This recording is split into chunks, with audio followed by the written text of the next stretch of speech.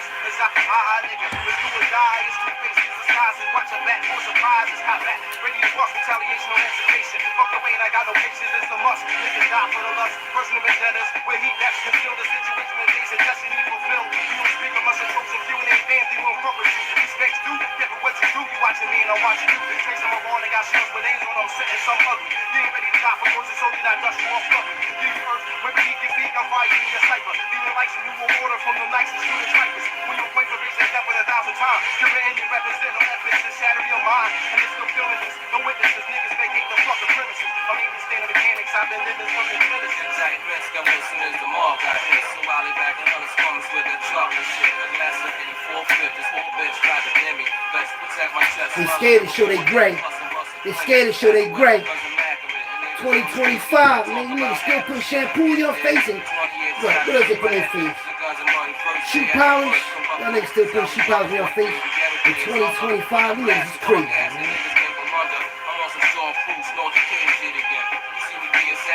I look good with my hair. I can walk in any room. They gonna look at me first. Original man. Never trust nobody that put shit in their face to fool you or shit in their hair.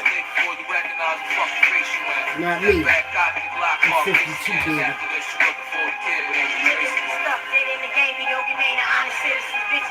Being afraid to be themselves, man. Fuck this shit.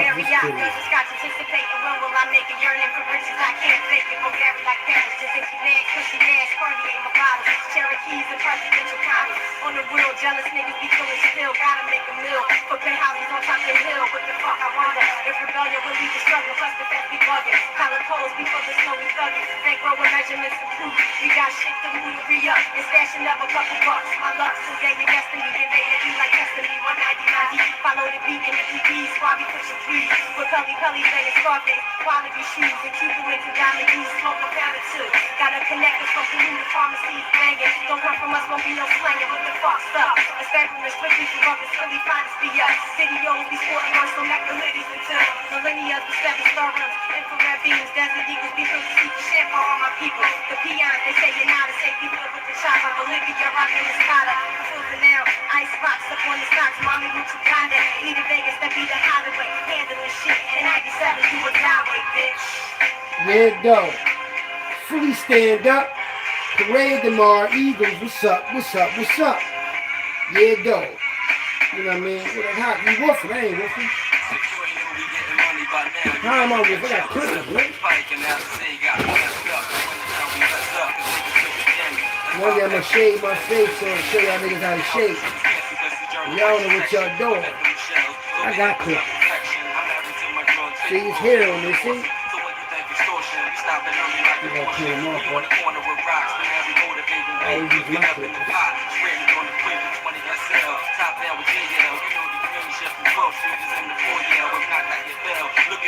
Ratchet Richard. The major bitches.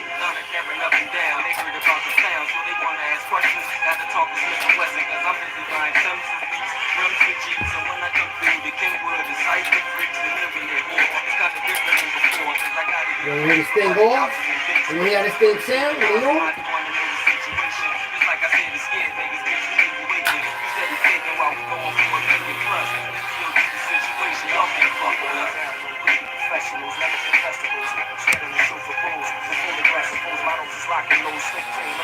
Now I ain't gonna show you my skills, bro. I can cut hair too, man. You know your clippers, man. Shit wrong with Fly niggas take things with diamond cluster rings, living deep with the king's birds and the good things. The things bring vision to have more. Get this clean with matching rap for us. Jesus Garcia Vegas, real nigga, fucking your name more. Survivors, three wars, it's all about rocks the size of a small. All this shit is when the heat on blast. Turn my heat off. I'm killing it. Pushing the ground with Chrome Factory, good dollars, caviar. Best Eagles to caviar. Agents who try to lock me. Heat coming out. I need this currency about a half a key. Fucking up with the better. Best in chains, with this cheddar. Hello world, I'm just here to make you think. This CEO Philly Trenches Hockey Raw coming at you live and direct with this bonus exclusive video. Philly Trenches Talk After Dark, episode 835. 835. This is our 835 episode of Philly Trenches Talk in the Dark. I know I ain't been on here in like 2-3 days because I had to get my rest, and when you come back from any type of vacation, you have to chill, mellow out and all that. Even though I paid for like 5 from what? Saturday to Tuesday, I think. And one of our days was messed up, so it was the day that we could have stayed. We left. We left a lot of food in there. We left a lot of stuff for the people that clean up. Anyway, the parade is tomorrow. You know, I just don't like no fake shit. Hey, all these fake ass fans. Like Gilly the Kid, that nigga wasn't around. He wasn't around a few years ago, and I ain't never seen him at no games. You never see him on the jumbo camp. So all that old, because he got new money, he want to do new things. Understandable. But don't act like you was always a diehard fan. I don't like motherfuckers like that. Rasheed Wallace, a diehard fan. You seen him in the Piston locker room when he was going off when the Flyers was winning. All these motherfuckers jumping on the bandwagon. I don't like them type of dudes. Anyway, let's talk about what we're talking about tonight. Big Meech versus 50 Cent. 50 Cent versus Big Meech. Now, before his show got canceled, some things were said. I'm going to let y'all hear. What's up, Aaron? I'm going to let y'all hear this shit that Big Meech and I was talking about. Before the show got... This is... Seconds before the show got canceled, a lot of shit was said. But before I get into all that, right, there's a conversation between 50 Cent and Big Meech. I'm going to let y'all hear it. Or it might be just Big 50 Cent talk. And this before the show got canceled. But I told y'all years ago when I had my Philly Trenches first channel, when I had 11,000 subscribers, and I went at Big Meech's little son, y'all like, why you going at him? I'm hating. No, I wasn't hating on nobody. I just knew that when they made that BMF series, and they was calling themselves BMF in 1988, that was a fucking lie, man. My JBM comrades that was in the feds told me they ran into a couple of them BMF dudes, and they said them BMF dudes admired us, admired our style, and got their name from us. They got their name in 2000, the year 2000, when they started calling themselves BMF. Not in 1988. Don't you know we'd have heard of them? If they was relevant in 88, I'd have heard of them when I was at Glen Mills around all them Detroit niggas. It was Detroit niggas on my that I was hanging with. Last name was Robert. His name was Robert Killings. They was wearing BKs. Let me tell you how these niggas was dressing in 88. One boy was on my track team, but he wasn't on my unit. Fast motherfucker. He was running a 10-2. I was running a 10-5. That nigga was running a 10-2. He was super fast. And he was short like me, but he was bigger than me, older than me. Right? And I kept up with them niggas on track. You know what I mean? But anyway, I'm going to tell you how they was dressing. They was wearing British Nikes. In 1988, them niggas in Detroit was wearing British Nikes, BKs. They was wearing Lee jeans. The red Lee jeans with the stripes going down. They was in long abbey coats with Jerry curls in 88. Them niggas was wearing Jerry curls. If you look at Big Meech and them niggas had Jerry curls with tails, man. They wasn't on that type time we was on. But anyway, let's get into this. I want y'all to hear this. And I grind Big Meech up. I grind his son up. And his son came to Philly talking about, yeah, what's up, Philly? I'm gonna let y'all listen to what he said. Then I'm gonna let y'all hear what Big Meech's son said about me.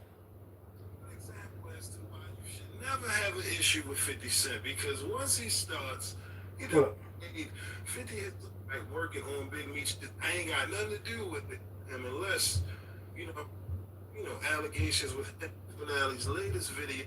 No, fuck that. I'm gonna just get to his son. This is somebody I was talking about this boy. Little Meech come to Philadelphia talking smack to Philly Trenches. Little Meech coming to Philadelphia talking smack to Philly Trenches. He go, it's right here. Little Meech pulls up in Philly slums. Ain't that what it says? Look at this shit. This nigga said, look at this. I'm gonna let y'all see this. Look. That's it right here. Him talking this shit. I'm gonna let y'all see it. This him right here. Look, check him out. Check him out. This had that grind him the fuck up.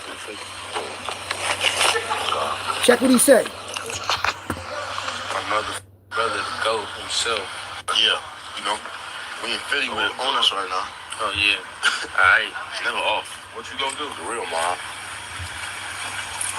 It's about the real mob. The best show on earth. Yeah, new generation mob. You know that. We ain't the mob for no reason.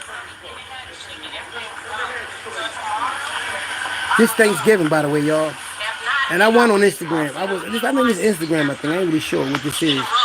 But I don't know if it's on. But I was just Thanksgiving, nigga. He is Philly on Thanksgiving. Why with my family? I'll talk to you in a minute. And he got Philly security with him. The same security that let me walk around the metal detector or sneak my gun in the joint. Fuck is wrong with this dude, man? Right now? Yep. You only pay them $75 an hour. They only get paid $75 an hour just to hold that big ass gun. You act like you did something spectacular. Listen to him. I know, right? What's up, Aaron? To say you wanted to. Cool. Yeah. Yeah, Thanksgiving. Yeah. Exactly. Oh, look. I'm about to read your comments, Aaron. As I feel like this young nut talk, this young Jerry Curls. Look at him. Oily face, greasy motherfucker. The real mob. Nigga, you was the same nigga at the airport telling on your security, right?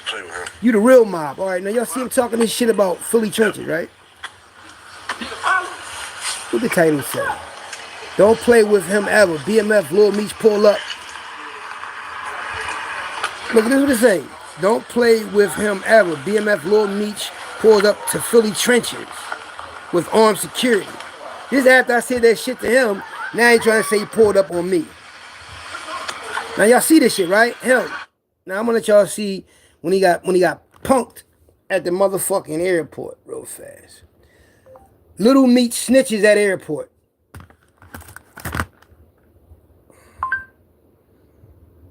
Love slots? The DraftKings Casino app's got you covered. Come to Papa. New players play $5.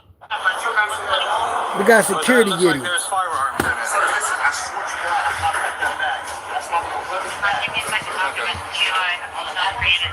Check him out, y'all.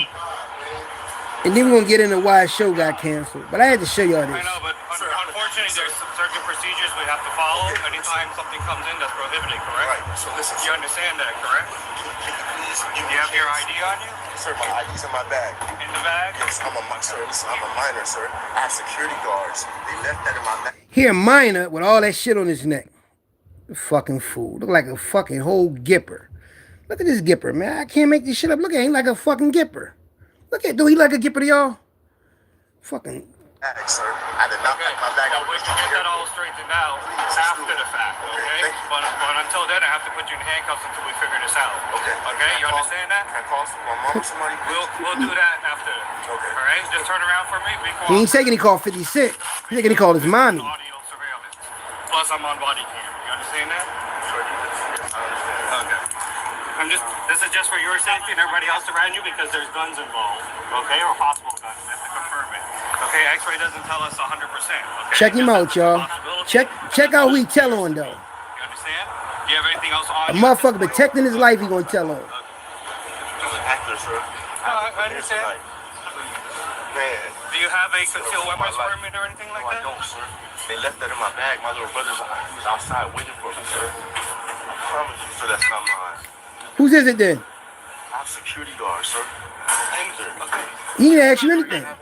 Listen, that's okay if you got that. The problem is bringing it into the checkpoint. But just have a seat for me. My mom's a fighter. Just have a seat. I would never do that, sir. I promise you, man. I'm a good kid, man. I'm not saying you're bad. Have I mistreated You a good kid? Not at all, sir. I'm trying to tell you, sir. Talked all that BMF shit when you came to Philly though. I would never do this. I fight every week. That white man get you in front of his face, you cold bitching. If what you're telling me is true, we can work things out. Okay?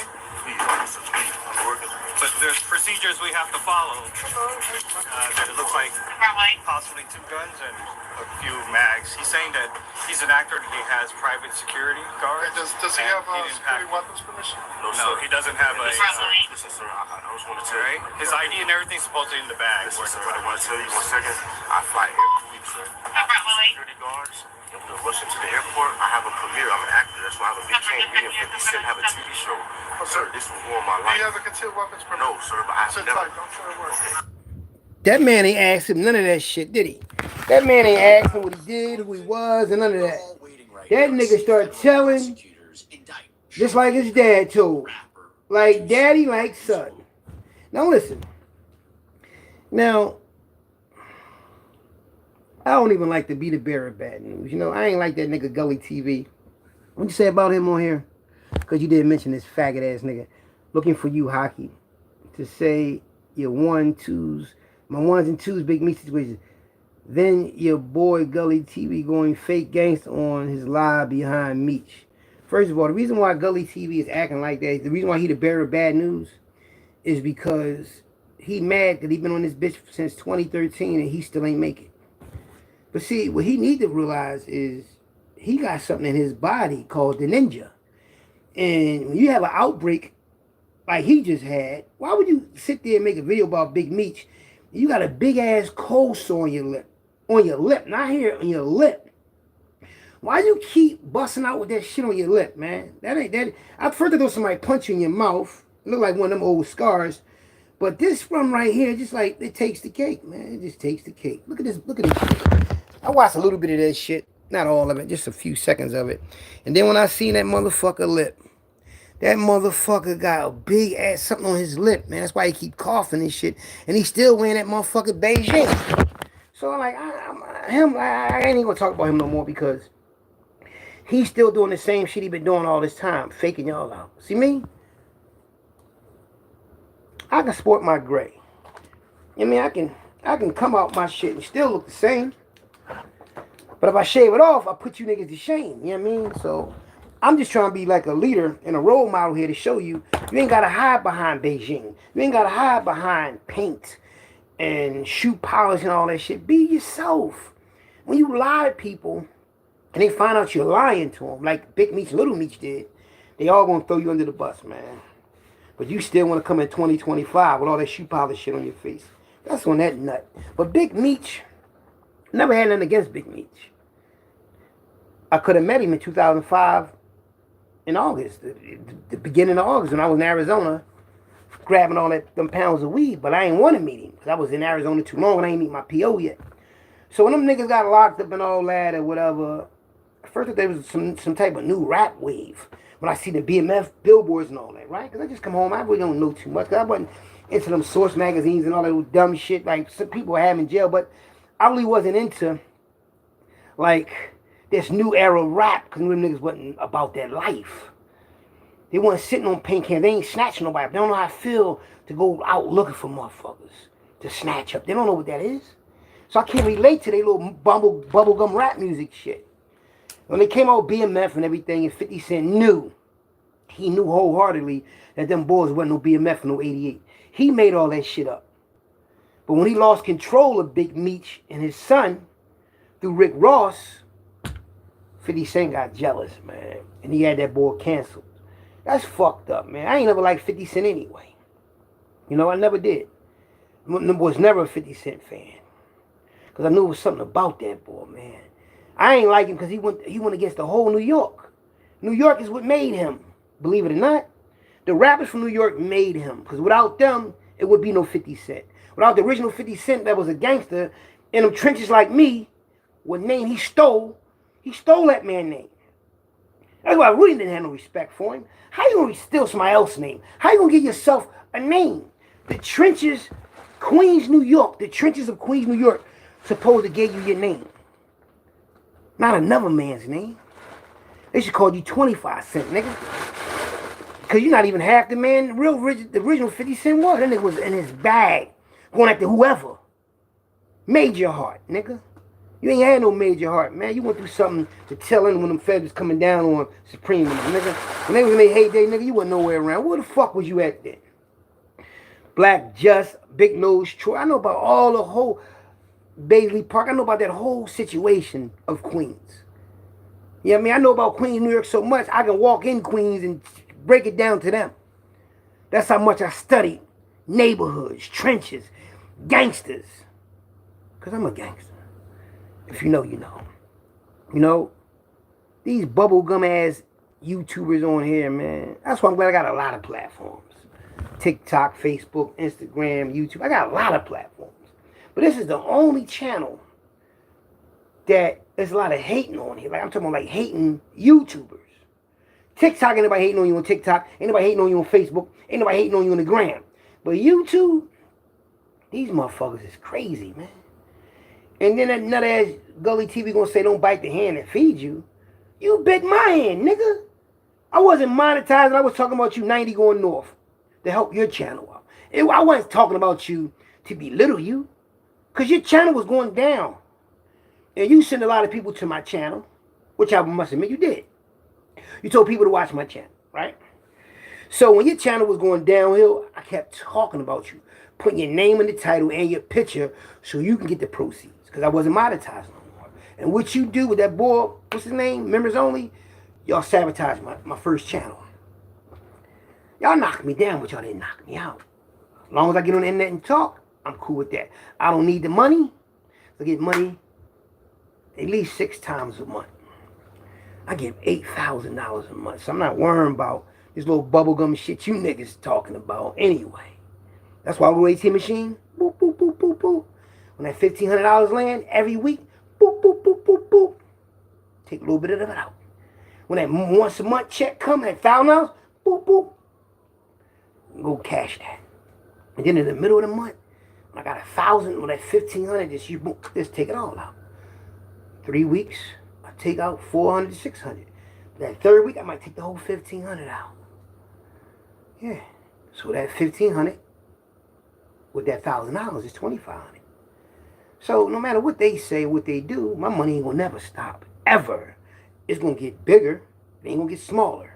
It's gonna get bigger. That's why I can do what I do. That's why I don't give a fuck about what none of these dudes say. Because when this internet shit is over with, when this talking about motherfucking shit is over with, I'ma still have that money coming every week, every month. You know? And tomorrow, it's deja vu. Eagles. Parade. And y'all done seen my pictures. Y'all know I ain't one of them niggas just jumped on the bandwagon. Always was wearing this Eagles shit. Showed y'all years ago before I got on the internet, I'm at the games in them $500 seats in the end zone. Yeah. End zone, second level, third level. Inside. See, they got, you know what, y'all head, y'all, you know how they be showing them offensive coordinator and all them people in them booths. They be showing them right near that the little office, inside where the Eagles play at, is a bar. It's indoors. That's why I seen them play the Cincinnati Bengals at. I took my homie Carl to the game. When Morris Chestnut came to the game, and I got my homie Carl to be on the jumbo camp. So I've been to so many Eagle games, man. It's pathetic. You know, so I seen them play the Redskins. I seen them play Giants, Dallas. I seen them play Cleveland. I seen them play Pittsburgh. I seen them play all type of teams. You know? I seen Michael Vick play. I seen Don McNabb play. You know? I seen a lot of them. I met a lot of the players. But the thing is, when you are real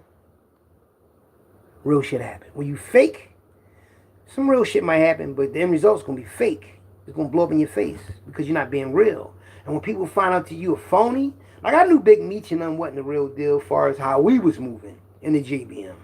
They wasn't moving like us. They had Zane, the rapper Zane with the big ass round hair. They had him in that motherfucking BMF movie, man. I don't know if Zane from Atlanta or Detroit, but they had him in there like he was a...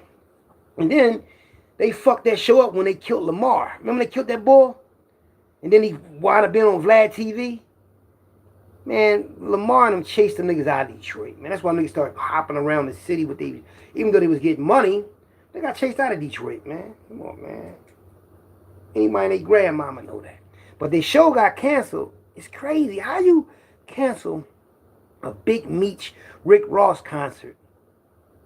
Like, why would you do that, man? People flying from Miami all over to see Big Meech and the BMF and all that over again and hating ass 50 Cent, man. But that's what y'all like. Y'all like 50 Cent. 50 Cent is a piece of shit, man. He's a miserable motherfucker, man. Because let me tell you something. It makes him look bad by even associating with that man doing that. Even though Big Meech did tell to get out, him and his brother Terry told. So did 50 Cent. 50 Cent got a restrainer on against Irv Gotti and them, man. I seen the paperwork, man. Y'all keep... Then he rapped about it in his rap songs, man. That's dry snitching. He did the Jordan... Remember that Get Rich or Die Trying that movie? That's dry snitching all through that movie, man. majestic, supposed to be supreme. Come on, man. Like, y'all, that's who y'all like. I mean, it's cool for entertainment purposes, but come on now. How can y'all sit there and look past what 50 Cent just did to Big Meech? I can understand how our people want them heroes. Our people from the trenches want them heroes. Rappers, gangsters, hustlers. But when they lie to y'all and they tell y'all these dudes is the best and they this, they that, then y'all find out these motherfuckers is liars and fakes, y'all be disappointed. And 50 Cent, he should have stayed away from that. Let Rick Ross do his thing, man. You got that much animosity against a man, another black man, but he understands something. I'm not disrespecting Jamaicans and none of that, but 50 Cent is not African American. He's Jamaican American. His culture is different from our culture. He don't come up in a household like we came up. Their roots is different. That's why he act the way he act. That's why he hard on people. That's why he hard on everything. There's something wrong with that man. Think about it. He was just cool with Mayweather. Him and Mayweather enemies. Everybody 50 Cent get cool with become his enemy. It's 50 Cent. It ain't them, it's him. He's an arrogant alpha male, an artistic piece of shit, and he exposed himself. I've been exposed 50 Cent. I've been told y'all he was a piece of shit. I've been told you about Big Meech and his son. You know, when Blue Da Vinci came out and exposed him, y'all ain't really want to believe him. Blue Da Vinci laughing at that shit now. But my thing is, I don't get no praise and no accolades out of talking about these clowns, because I told you about them already. That motherfucking Gully TV gonna try to say he was the first one to expose them. No, the fuck he wasn't. He was one of the first one to dick eat them. But me, I'm one at Big Meech's son. Me, I'm the only one against Big Meech's son on here. I'm the only one against Big Meech about that BMF name. Because we JBM. Junior Black Mafia. My Uncle Smiley them was the Black Mafia. My great uncle before my Uncle Smiley was the original Black Mafia. In the 1950s, nigga. Yeah. You know what I mean? When Malcolm X was here. But y'all didn't want to believe it at first. The motherfuckers started telling y'all, yeah, he the real deal. When everybody in Philly started talking about it. Start going to the Black Mafia members. Start going to other motherfuckers and say, is this boy Philly Trenches telling the truth about this shit? So when they realized I was telling the truth about it, everybody want to get in touch with me. And tell me their story. Look, Gully TV, you ain't one of the first to say shit. You always want to be the bearer of bad news. Why don't you just change your name to bearer of bad news? That's all you're doing is being the bearer of bad news. You know? But you ain't, that little bit of 50 Cent and Meek Mills, well, not Meek Mills, that 50 Cent and Big Meech shit, that shit going to die fast because, I mean, we still eating off the Eagle shit, man. The Eagle Parade is tomorrow. I'm not sure if I'm going to go. I'm not sure. My niece having a birthday tomorrow, and they're having a big thing for her, a big dinner for her, and I might go there. You know, I'm not sure yet.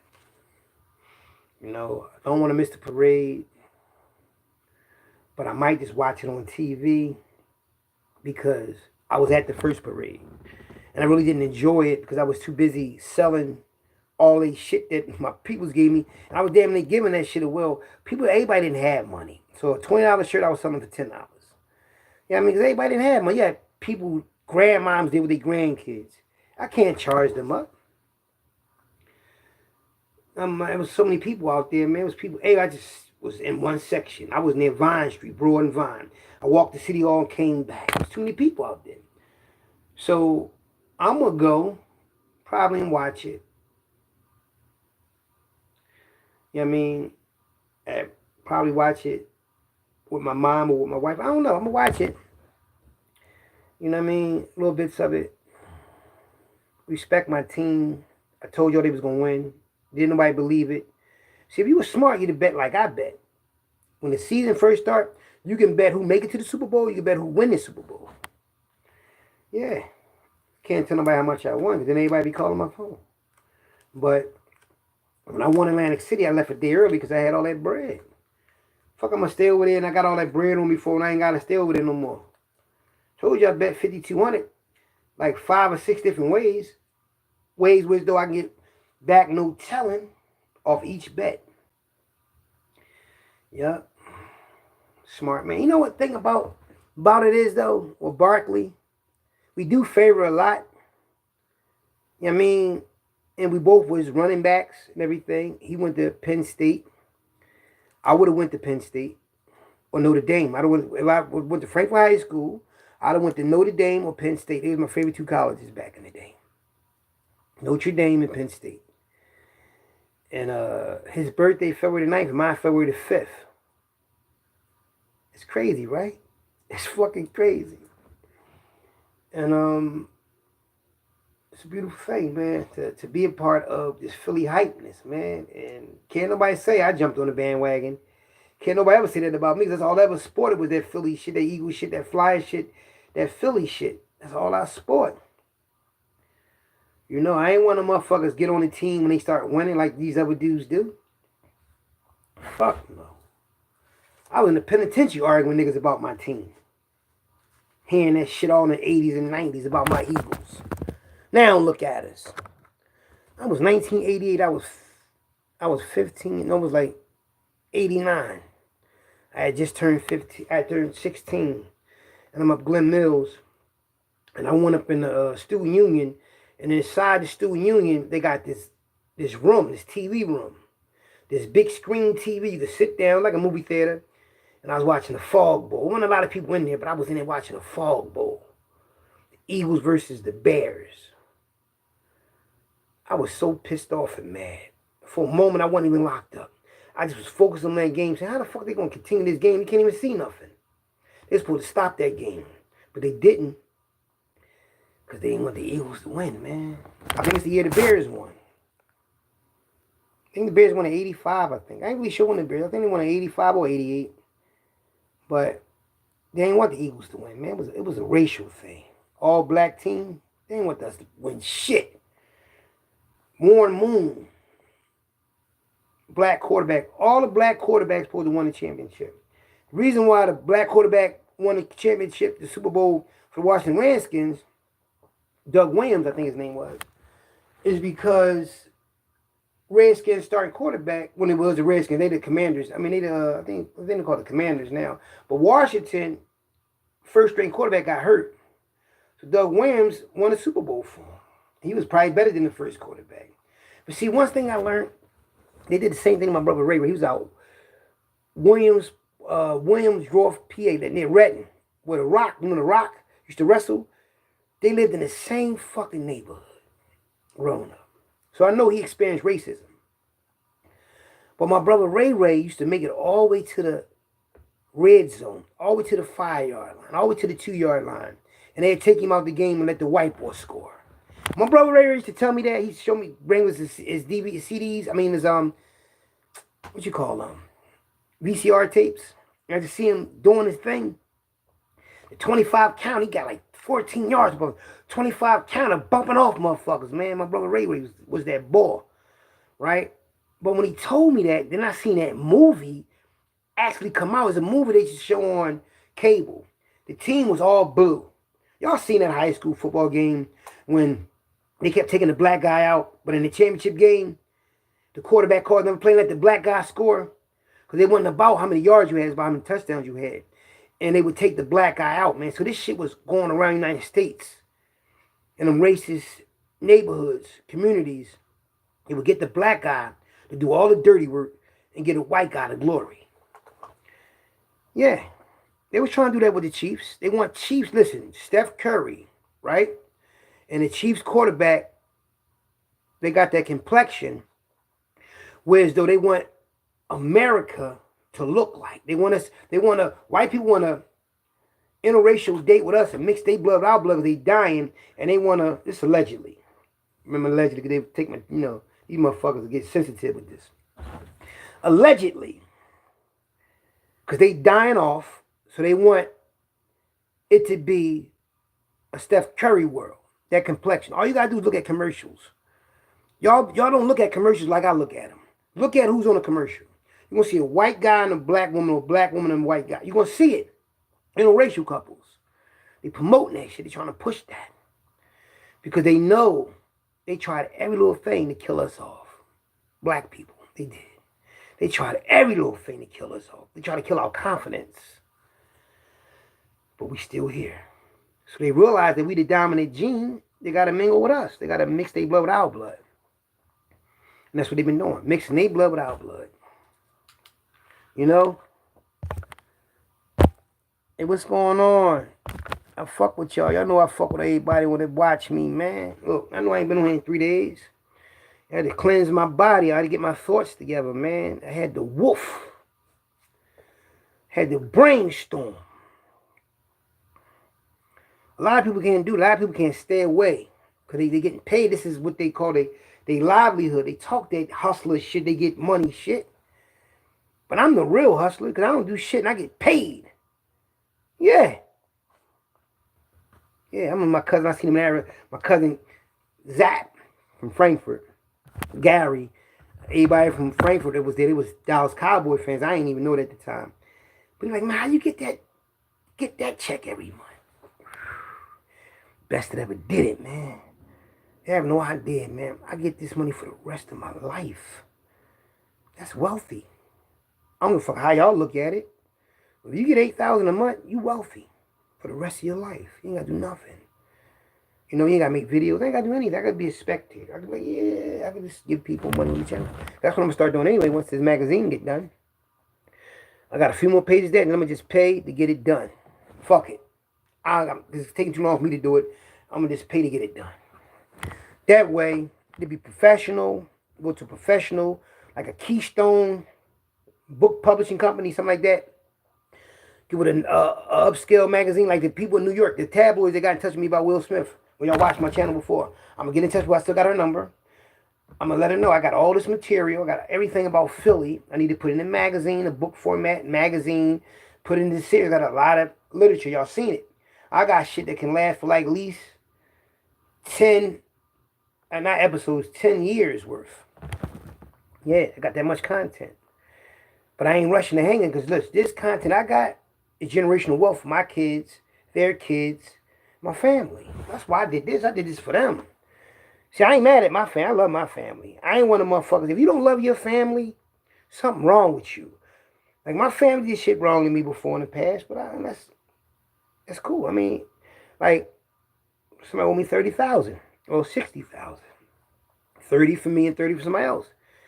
And burnt me out the bread. And I was mad as a motherfucker, man. I was mad. I was hurt and everything because I was disappointed. But it happened. And I said to myself, can I dislike my family over money? I got to be the bigger person. Like, man, fuck that. I told him, I said, listen, I ain't going to let this come between us, man. You know? Because I'm a bigger person, man. Anybody else would probably want to kill him or hurt him about that. Me, I'm bigger than that. I made that back so many times. And still making it without even doing anything. Like tomorrow, I go to the ATM machine and tap Mac. Send my brother some money. He needs some money in jail. Send him some money. Give my daughter some money because her birthday on the 16th. And I think my grandbaby birthday is on the 19th. I got a lot of giving out to do. You know? I got to send money. I got to send my daughter $1,000. Because I'm late on giving her $500, so her next payment gonna be $500. Then the next day after that gonna be another $500. So try to give my daughter $500 every month. That's just one daughter. That ain't all my kids. It's just one. I try to send my daughters money for their kids. You know, certain things might pop up and I can't do it right away because it ain't that I can't do it right away. I was doing too much. I was shit. But now, I'm going to get that to them. And get them that money. So everything else is put up. So I put money, when I'm hit the ticket or something, I put that money up. I'm going to use that money for something else in the future. So you got to have future money. If you ain't got no future money to plant seeds, let me tell you something. I'm 52 years old. And I know shit happens. You're going to need money for this. You're going to need money for that. So you got to put money up, too, for rainy days. I put money the fuck up. I put money up because one day it's going to rain. Pour it down and rain. You're going to need that bread. But the Big Meech thing, I think 50 Cent need to really dig himself, man. Like, now, don't get me wrong. I don't condone ratting. I don't condone none of that shit. I told you I don't even fuck with Big Meech. I don't fuck with Little Meech. I don't fuck with his brother Terry. None of that. But one of my homies was locked up with Terry. You know what I mean? A lot. They gotta understand something, right? Now, I'm not them. That man did 30 years in jail, right? And before he did that 30 years, he made a deal. Them dudes was from the suburbs. They wasn't who y'all think they really was. Even the dudes who they probably was getting money with, he probably did put work in before. Big Meech probably did bust his gun. But when you start telling and giving up tape and telling on people and you and your brother get out early, they're going to say, well, how you get out? So you see, going to pull that. Oh, yeah, I'm going to still get the car. Yeah, I'm going to still get the car. But I don't want to draw on myself, man. Because I look at it, I had a long talk with my daughter, man. You know, and she got 5 kids. One of my daughter got 5 kids, right? My other daughter got 3. My other daughter got 3.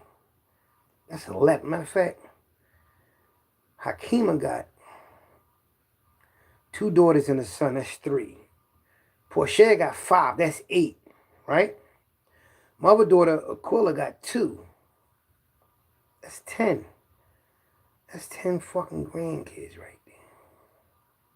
Right? 10 grandkids. And my twin brother Mikey's daughter got 2 sons. And his other daughter got 1 son. That's 13 grandkids, man. You know what I'm saying? They my grandkids too. So I'm not, don't get me wrong. If I get the car, look all that money I could have broke down to them. The kids, my daughters, my son, my nieces. It's good to have nice things, but for what? Like, don't get me wrong. Like, if I get this car, right? Most time people get nice things to show off, so everybody else can see it. I'm not trying to be a show off. I'm getting older. I'm not getting younger. That's when I was 18. In my 20s, I had all the foreigns and a couple years ago. But I'm gonna get the car, but it's not gonna be because of what y'all. The reason why y'all think I got it. I'm gonna get a family type car, but it's gonna be a foreign car, but it's gonna be for a family. You know, because I'm a family man. I'm not young no more. I'm not into that showing off shit like these other niggas want to be. Look what I got. Showing off just so these other people get mad at you. I don't want nobody mad at me because I got a nice car. I don't want nobody trying to plot on me and I got to blow their head over, be in a shootout and I get shot up because the nigga's mad at me because I got a nice car. I don't got time for that because hate is real. You know? Plus, I am a car. I'll get in a fucking hoopty, nigga. I get a $1,200 hoopty and make that shit like a Benz. I remember Time from Ram Squad told me that. He said, Hawk, man, you can make a hoopty look like a Benz because you driving it. I'm the first one in the team driving the foreign. Yeah, me. Red Benz, 18 years old, on a run. Drug lords blessed me with the car. You know what I mean? And I ain't gonna never forget that. I ain't gonna never forget who the fuck I am. A car ain't anything. I got good credit. I can go on a car lot with $2,500 with A1 plus credit and pull anything off the lot. I don't need that much money pull off the lot when you got A1 plus credit. Well, my mom got A1 plus credit. I need a car. I could have been got a car in my mom's name because it ain't gonna be in my name. I ain't gonna have it in my name. I'm not stupid. Hey, you don't put nothing in your name. Believe that. I'm not no dumb nigga like that. You're not gonna take my motherfucking money from me every month. No way. That brand new car be in Mom Duke's name. Just like this beautiful house in Mom Duke's name. I mean, somehow living this ain't the suburbs. This is Lower Merion. Where Kobe Bryant was from, this is where I'm at right now, Lower Merion. That's what it say. It say, welcome to Lower Merion. Yeah, somebody don't look like Lower Merion. Okay. If you know, you know. Yeah, you get fined, you don't cut your grass. You get fined, you don't shovel your snow. Yeah, that's the suburbs. When they find you and you don't get your, come on now. Yeah, in the ghetto, you ain't got no grass. We got grass at. Yeah, I mean, come on, man. Like, I'm just keeping it 1,000, man. If you know, you know, and I ain't got to sit here and lie about anything. You know? My mom in the suburbs, man. How many people can say that about their mother, man? How many people can say they put their mom in the suburbs in 2013? In this month. Yeah. February 2013 is when I moved my mom in this house. Me and Nornie. Knockout Nornie. He was with me in a big U-Haul truck. Yeah. Moved out of South Philly into the suburbs. Trench money, nigga. Yeah, with mom credentials. Yeah. That's what that's why as long as my mom's secure. You understand me?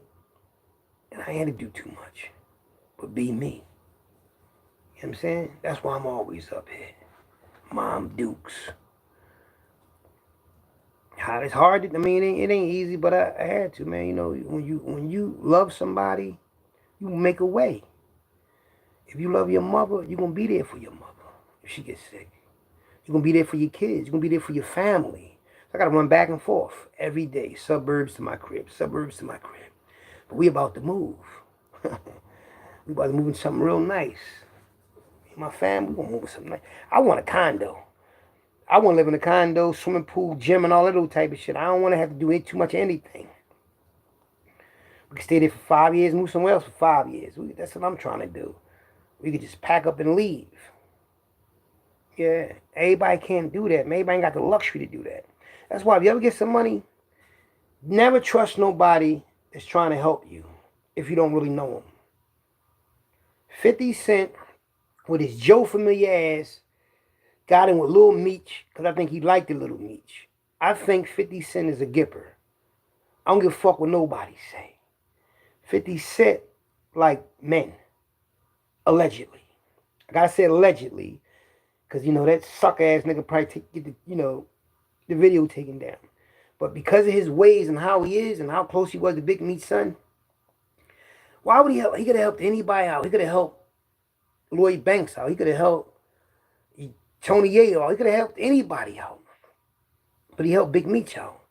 Because he seen that little greasy face, young gipper, and his dad came home, got in his ear. Now you ain't daddy no more. And you was acting like you was his dad. And when somebody act like they somebody else's dad in jail, you know what that means? That means they call him, that's my boy. That mean that's a gipper. You're a gipper. When I was in Cold Township, the first time I ever heard that shit. The boy like, that's my boy right there. Your boy. Matter of fact, somebody told me, they were like, yo, see that boy right there? That's his boy. What the fuck are you talking about? That's another word for faggot, for being gay. We call another man a boy. Yeah, same thing 50 Cent. 50 Cent like hanging around men. Yeah, you would think he like to hang around women and have women in his life. I've been exposed him. I've been exposed Will Smith. I was exposing all these motherfuckers to y'all. And y'all thought I was hating. All y'all did. When y'all found out I was telling the truth, you know what y'all did? Y'all was like, damn, he really is telling the truth. And I didn't do it to be seen amongst men. I did it just to wake y'all up, because that's like me following an idiot down the road, but I don't know he's an idiot. And somebody tell me he's an idiot, and I don't believe him until I'm so deep into this idiotic shit. Like, I can't believe I followed this motherfucker 20 blocks this way when I could have went the other way. And that's what a lot of y'all did. Y'all followed these corny ass YouTubers. Y'all followed these corny ass rappers that killed R&B. It's like they fucking up history. They fucking up the way we think and the way we move, the way we dress. But you have to wake up, man. I'm going to tell y'all right now, the 50 Cent and Big Meech situation, please learn from it. Never trust nobody that smiles in your face and you don't know them. And they got this deal for you. Lawyers, car dealerships, all them type of people, everybody got some type of scam with them. And you always do a background check before you deal with anybody. Do a background check on them. See how cool they is with their family. If they say shit bad about if they say bad things about their family, don't fuck with them. If they say they don't fuck with their family, that's telling you to don't fuck with them. Because if you don't fuck with your family, I don't give a fuck how bad your family is. I don't care how bad your family is. If you don't fuck with them, something wrong with you. Whoever watched The Monsters. Remember The Monsters? Herman Monster. Remember Herman Monster? And that dragon used to be under their step. I'm going to show y'all who I'm talking about. Y'all might not know who I'm talking about. A lot of y'all wasn't watching this shit when I was coming up. It was on channel 48 in black and white. I'm going to show you this white girl on there. She's the only one looking human, but she never abandoned her family. That's what made me respect that show. I'm like, this white girl. She the prettiest one on here, and she went around all these monsters. That's what my twin brother said one day. He said, "Hawk, man, it's like the monsters, man. You gave that girl baby, now they hope now you gave him beauty." That's what Mikey said one day. I'm about to show you this. Watch this, y'all. The monsters, Herman the Monsters. All right, I got it. Here you go right here. Now look at this. Look at this. This the monsters right here. That's Herman the Monster. Probably Frankenstein, right? Look at the white girl on here. You see them, but you see all of them? That's Dracula's wife. He probably Grandpop Dracula. He probably Wolfman, the little boy, and that's Frankenstein. But on some real shit, shit like this really existed. Monster family, one look human. Yeah. But you see, she never gave up on her fucking family, though. So if you're around somebody give up on their family, don't fuck with them. I'm telling you, man, anytime somebody around you and they talk bad about their family, don't fuck with them.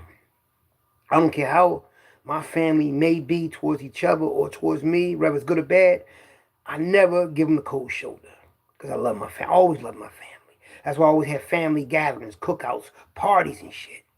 So we bringing them together or they won't know each other. You know?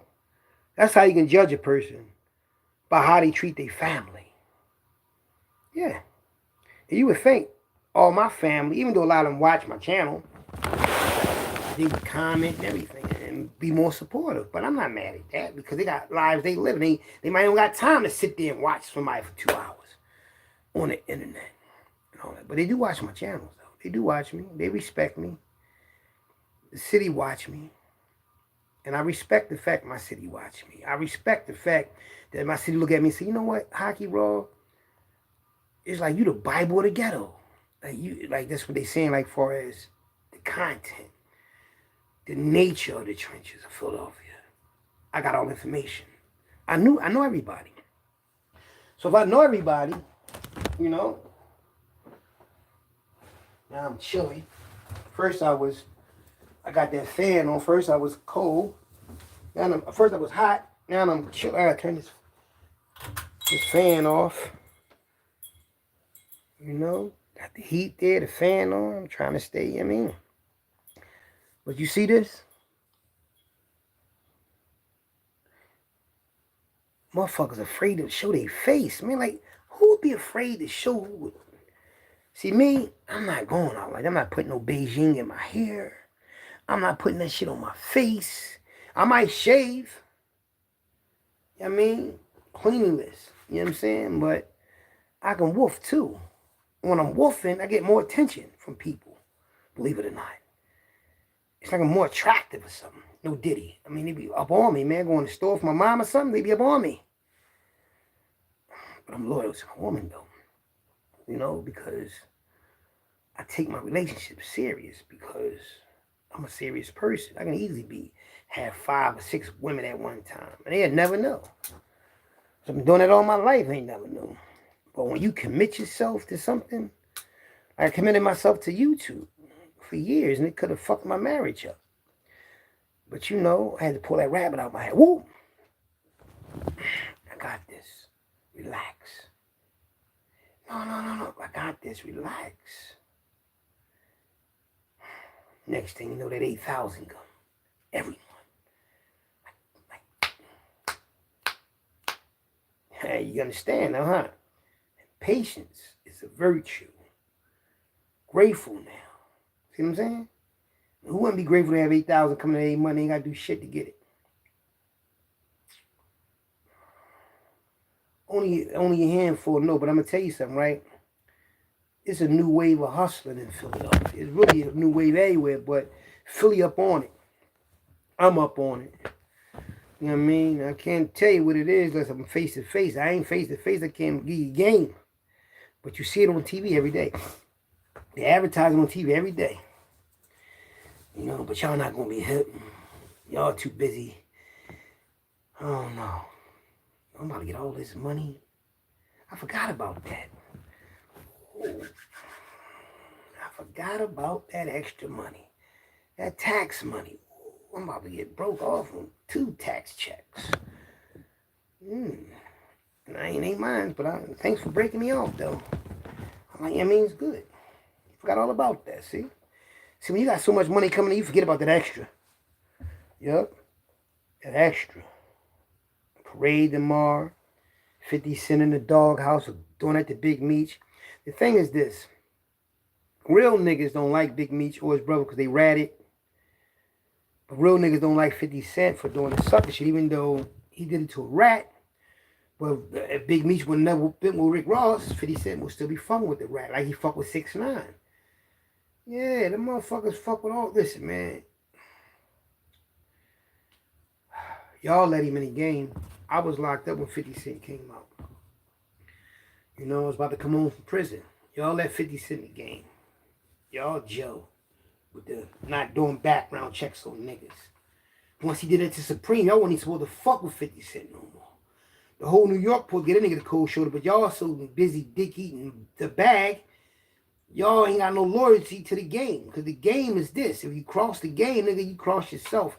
If you put give him the cold shoulder, y'all ain't get 50 Cent the cold shoulder. Y'all dick eated him because he had, see, in New York, man, y'all got possessed with hip hop. Being all y'all got your own rap song. Even grandmoms, they be in the shower singing their rap songs to themselves. That's how I swear when I went to New York, I just see bums, homeless people, winos rapping. I'm like, New York is crazy. They really crazy with rap music. I can actually say New York, Philly too. Philly, we rapaholics too. And Jersey, East Coast. Down south too. But New York got everybody beat, man. It's the mecca of rap. And a mecca of slime balling. Double crossing. 50 Cent a snake, man. If Mayweather money wasn't long like that, his career would have been over as far as his fame. But because he got all that money, 50 Cent can't never shit on him. Because his watch collection, that nigga got watch collection. You see that shit, all that shit that boy Mayweather got? And he might couldn't read and all that, but 50 Cent should have never done that. You don't do no shit like that. That's why I don't like that boy, man. That boy told you something that was personal. He ain't know how to read that. A lot of people don't know how to read that good. You know, but you teased him, man.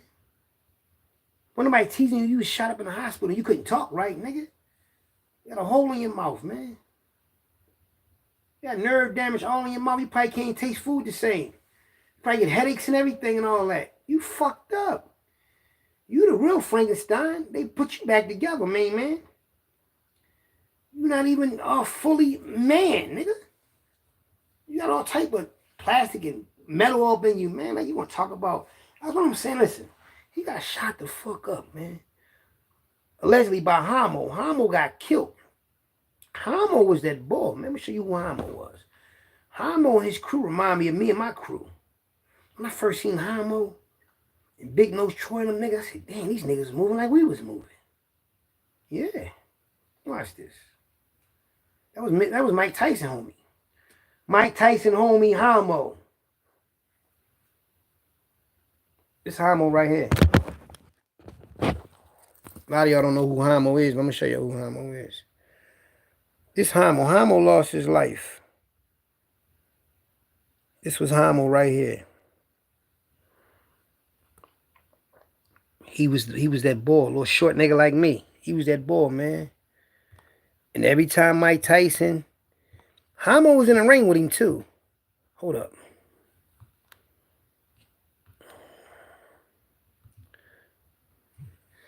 New York's Homo.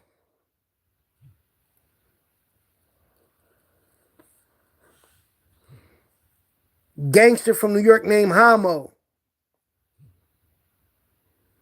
They call that nigga Homo, not him.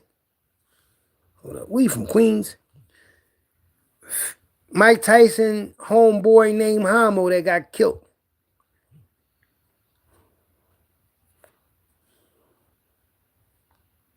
I'll show this one. Hold up. Mike Tyson friend, Hamo. That's crazy. I did it. I get some more pictures of him. Hold up. Because I want to show y'all this boy. This boy Hamo, man. There was a lot of pictures of Hamo. Put these guys. I see it's right here. I want you to show his mugshot. Well, not his mugshot. It's a picture of Hamo. This him right here, boy. There's a better picture of him showing. This Hamo right here. But it's a better picture of Hamo when they had him on the news. He had 50 Cent to fuck up something crazy. But 50 Cent, you know what I mean? You know what I mean? That's Supreme.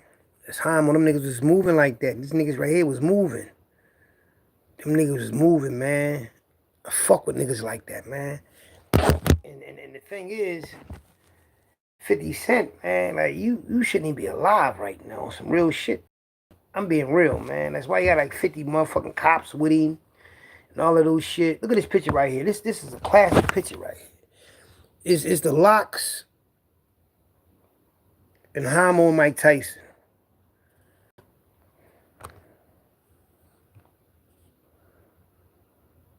Hamo, man. He hit 50 Cent the fuck up.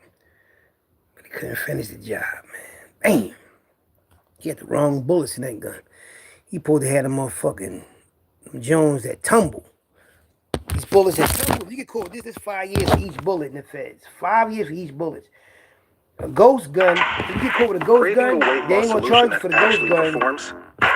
HIMS can help you access weight. They're gonna charge you for the bullets. They're gonna charge you for the bullets.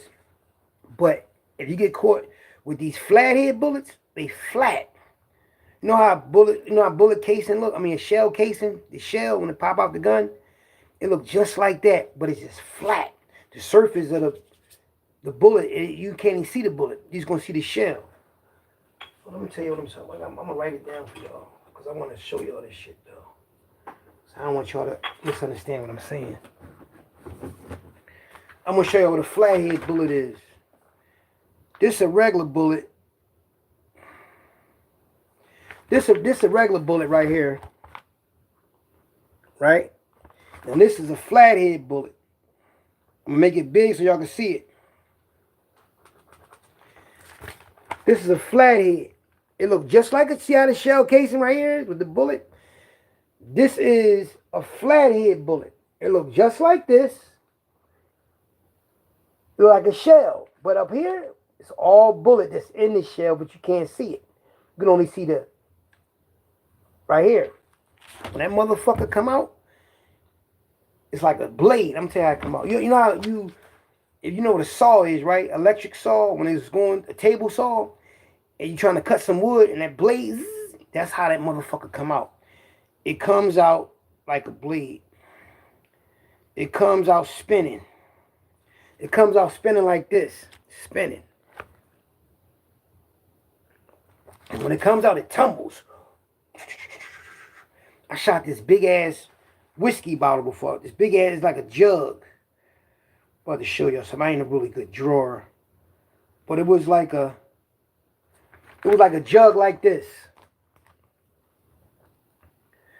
And when I hit that fucking, I kept doing it with two hands. I said, fuck it, one hand. Me and Twine, we in 12th and Susquehanna Playground, Penrose Playground, early in the morning. Shooting at beer bottles. And when I hit this motherfucking wine bottle, the bullet, right? The bullet, I'm gonna do a bigger page of it so I can show y'all how this fucking bottle went. Say this is the bottle. I mean this whole thing, because I want y'all to think.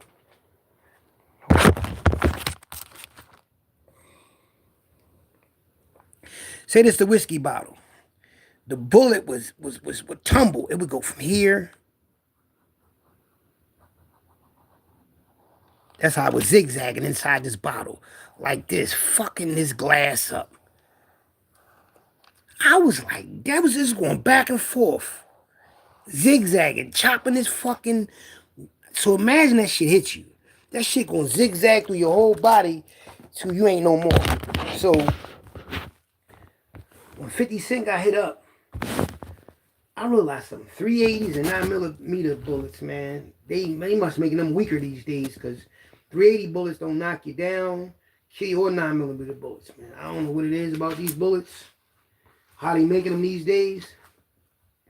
40s and 50s, 40 calibers. I showed y'all the shells, 40 calibers and 50 calibers.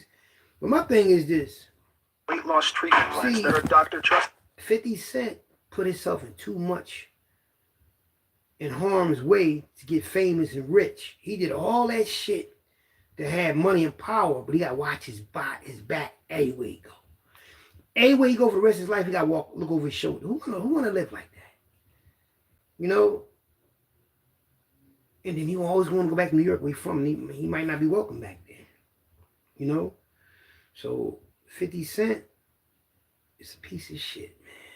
And I don't like to really badmouth people, but if the shoe fits, I gotta expose, man. Like, cause if I don't expose what need to be exposed, then y'all continue to be watching and listening to it. But it's entertainment.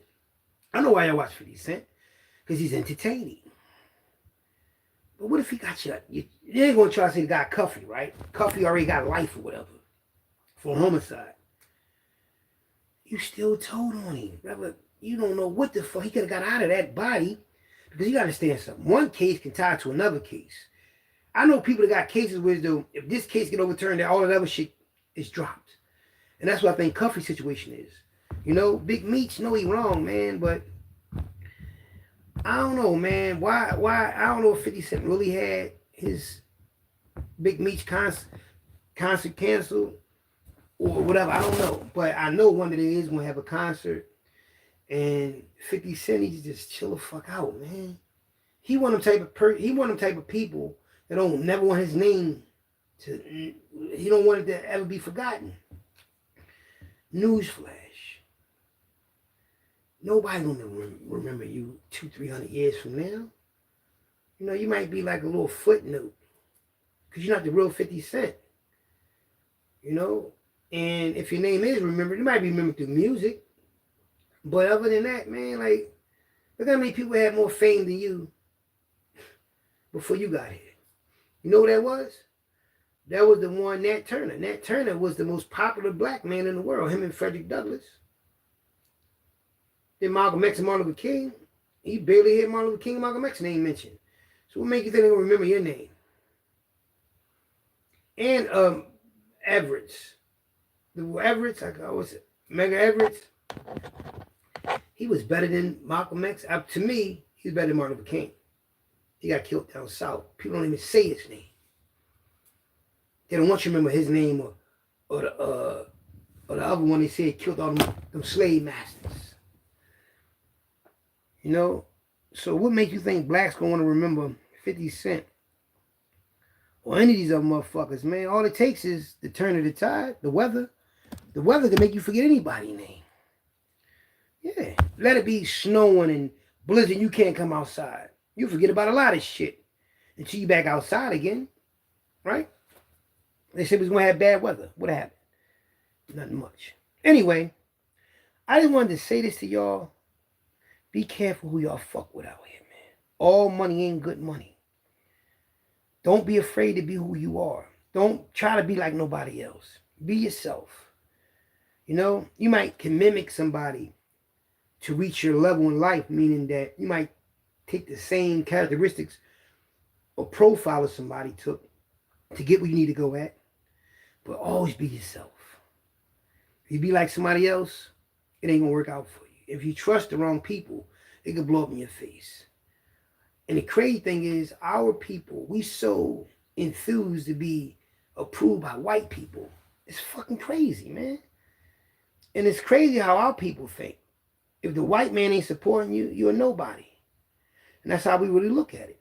The white man put you on TV, you must be famous or something. Like, I'm on the internet, and it took me 4 years or 3 years to get 11,000 subscribers. But guess what? I earned it. I earned them 4.5 million views on YouTube. And the rest of the other millions of views that I got on Facebook, TikTok, Instagram. Yeah. You know, and I'm not going to never be forgotten, probably because of the mafia and because of all the people I know in my city and all the people around the world that watch me.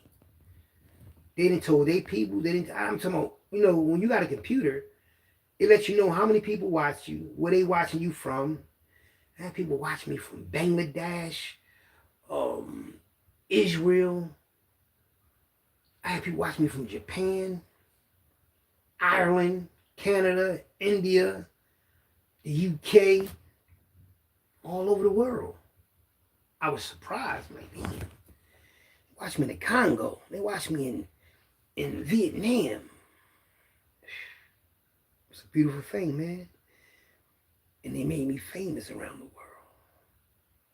And I made like 10,000, probably a little bit more when I was on Facebook. I mean, when I was on YouTube the first time. It wasn't from views, it was just from advertising. A lot of people was let me advertise. Like you got like a food truck or something like that, or business, a cooking business, something like that. You pay me money, $400 to $500 a month. I ain't want $1 million off you because it costs like $1,500 minimum for somebody to pay to advertise for them. I said, just give me $500 a month. Just imagine 5 or 6 people giving you $500 a month to advertise their business for. That's what I was doing. Selling my t-shirts, my hats, my hoodies. I was him. Didn't even realize it. You know? And I accomplished something. I'm proud of myself because I did that, man. My family saw me do it. My family seen me go from 2 views, 2 subscribers, to having thousands, man.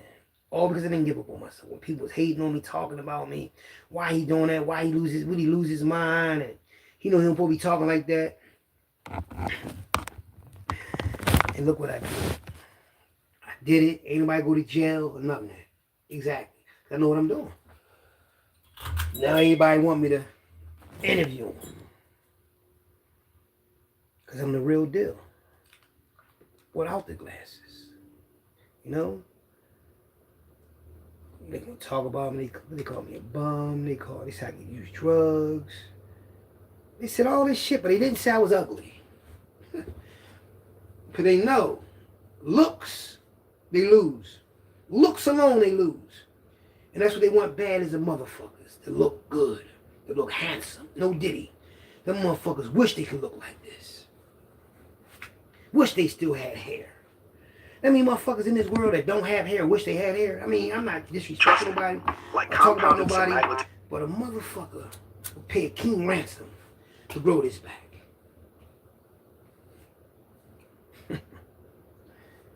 You have all the money in the world, but if you ain't got this, you feel broke. Me, I love myself. That's why I can wolf. I ain't ashamed of it. I embrace it. It's wisdom. Trophies. A lot of motherfuckers ain't live to see 52, man. Yeah. A lot of people don't live to grow old. They don't know how I feel to have a body change. You know? 50 Cent live in security. You know? And his hate for other men is zesty behavior. I don't hate nobody. I don't hate nobody on YouTube. I don't hate nobody. I don't even hate motherfuckers that did shit to people that I love and respect. I don't hate nobody. I don't hate nobody because if you hate people, then that's a burden on you. That's something that you have to, that you let possess you. I'm not letting nobody control my thoughts. No. It's life. You gotta move on. Like the Gladiator movie, somebody get killed. They don't say, oh man, he died. They keep fighting, man. And people are like, damn, how can you continue to move on, function the way you function without having your twin brother? Because my twin brother taught me a lot of shit before he died. Like he knew he was going to die before me. He taught me everything before he passed away. And I honor him correctly. You know? I'm still here holding us down. I'm still making us relevant. We ain't fall off. We still relevant on the internet, in the world. And once you stay relevant, what do you say? Let me see what he said. Philly Trench, what's up? We give you a wrench, family. Top rank. Hey, listen, let me tell y'all something. And it's the truth. I had to give you a wrench. Top rank. Yeah, look. I gave you a wrench, right? Because anybody that watch my channel gonna get a wrench. I remember Gully TV going to my, why you giving everybody these wrenches? I didn't even know I gave him a wrench. Cause I didn't have these glasses on. I could see real clear. Now my mom was like, one day she was watching my channel. She said, son, you always squinching your eyes. You need glasses? So one day she bought me some reading glasses. And I put them on. Like, I don't need no fucking glasses. Yo, when I put them glasses on, I could see everything like 10 times clear. I'm like, damn. Then I realized all the people I gave wrenches and shit to. I'm like, whoa. You know? But the 50 Cent situation, I'm going to tell y'all something. Learn from this shit, man. Learn from the industry. Learn from Diddy. Learn from Jay-Z. Learn from all these powerful people. And watch how they all falling. They're all falling through the media. The same thing make you laugh, make you cry. The same thing that make you laugh, make you cry. The same thing that built these dudes is destroying them. You know, because you gotta know when to get out the game. You don't stay in the game forever. Because you eventually gonna fuck up and sink your ship. That's why before, the best line I ever heard in a movie was from American Gangster. Denzel Washington played Frank Lucas, right? He went over to Bangkok. He went over to Asia. He went over to where Chinese people live in Asia, Vietnam, China, and Japan. They're all in the same area. I didn't know that. That's why I think they're enemies, because they're all from the same area, right? That general told Frank Lucas in that movie, he said the best line I ever heard anybody ever say in a gangster movie. He said, quitting while you're ahead ain't the same as quitting. He was trying to tell Frank Lucas to get out the game. He said, I like that you bring me this money, and we making a lot of money together, but get out the game. The white people ain't gonna let you eat like this for long. Because he already knew the white people was in the game. They was the drug dealers. The French Connection and all of them, they was the drug dealers. You know them people letting them, you know the government was letting them people slide that shit in for a fee. Everything is about money. Everything is about money. So when he said quitting while you're ahead is not the same as quitting, man, I live by that. That's why I got out the game. It'd have been easy money for me, right? But I can't get money around niggas that's not on my level, mentally. And I mean mentally meaning having that heart, being loyal. We all go to jail, niggas gonna tell. Niggas can't do time. Them niggas do little time, little parole violation time. Them niggas can't do no time. And I let nobody send me back to jail when I know better. So I got out the game. Got into another game. Boom, I was still in the game, but got into another lane. Made more money. I was making more money as I changed my lanes. Then when I got out this shit for real, I was blessed with $8,000 a month. 8,000. Yeah. I'm grateful for that. Because anybody be grateful to have 8,000 coming to them a month and they ain't doing shit to actually give me. Yeah, how do I do it? Yeah, okay. All them times them police jumped on my back, punched me in the back of my head, and fucked me around, and they only gave me peanuts out that lawsuit money. Huh. I want no further than that. Took the medical records to a higher power, and made sure they pay me for the rest of my motherfucking life. Because I never give up. Never give up on what you believe in. I believe my rights was violated, and they paying for it now. They paying dearly. So when Michael Jordan used to do this, I used to do this up the heights. Every time I used to hit that three-pointer, I was a basketball playing motherfucker when I was doing Super Max Juvenile Life. Yeah, I ran full court all the time. Yeah. Football, they didn't let me play football there because I was too good. Because the motherfucker who coached the football team used to referee my games. He used to write the shit down all the time. I'm a beast, I'm a beast. So they didn't let me play. Because I would have looked, think about it. A star running back doing Juvenile Life. I'd have been in the paper every week and that should have made the city look bad. How can y'all lock up a star? Yeah. 32 touchdowns in 11 games? What? NFL, I'd have been, so in the parallel universe, I probably did go to pro. I mean, but my life ended the way it's supposed to end. Me still being here. You know? Everybody ain't going to be here 20 years from now, 10 years from now, 5 years from now. I'm going to be here. And that's not no prediction.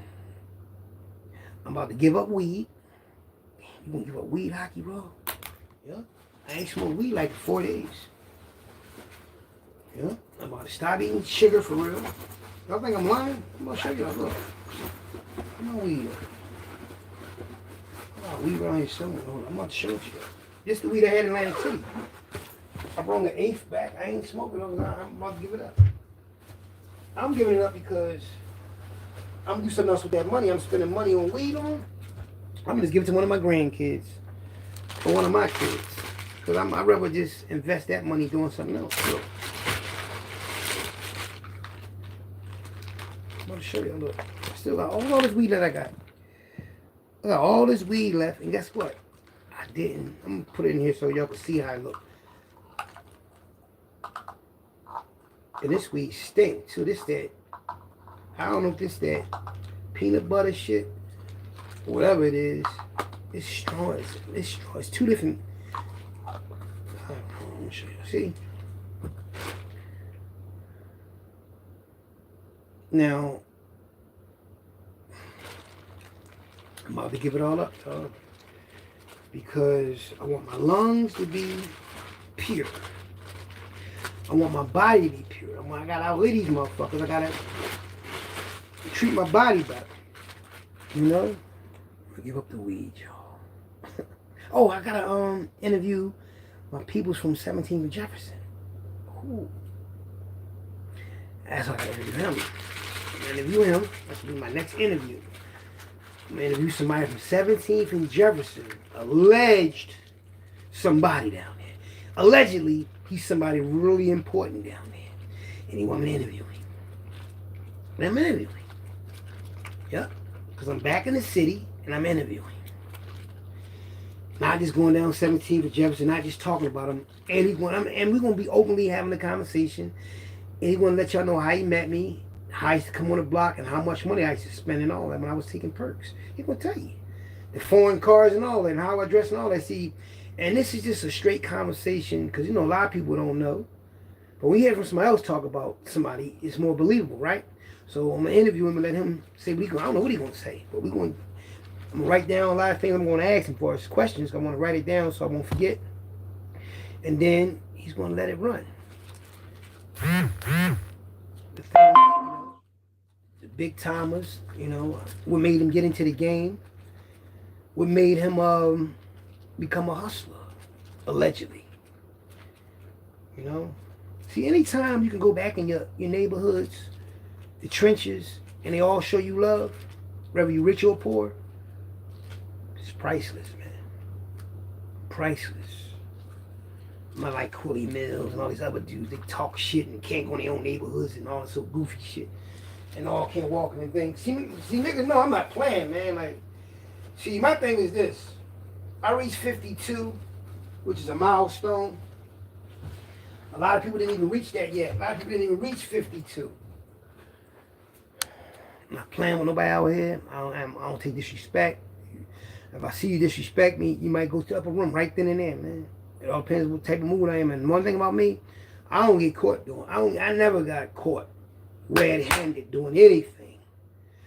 You know what I mean? Even when I got locked up in that crack house in Frankfurt, I was coming out the house. The police ain't see me doing. I saw them before they saw me. I peeped out the window and seen them. They was out there. Got rid of that situation that was on me.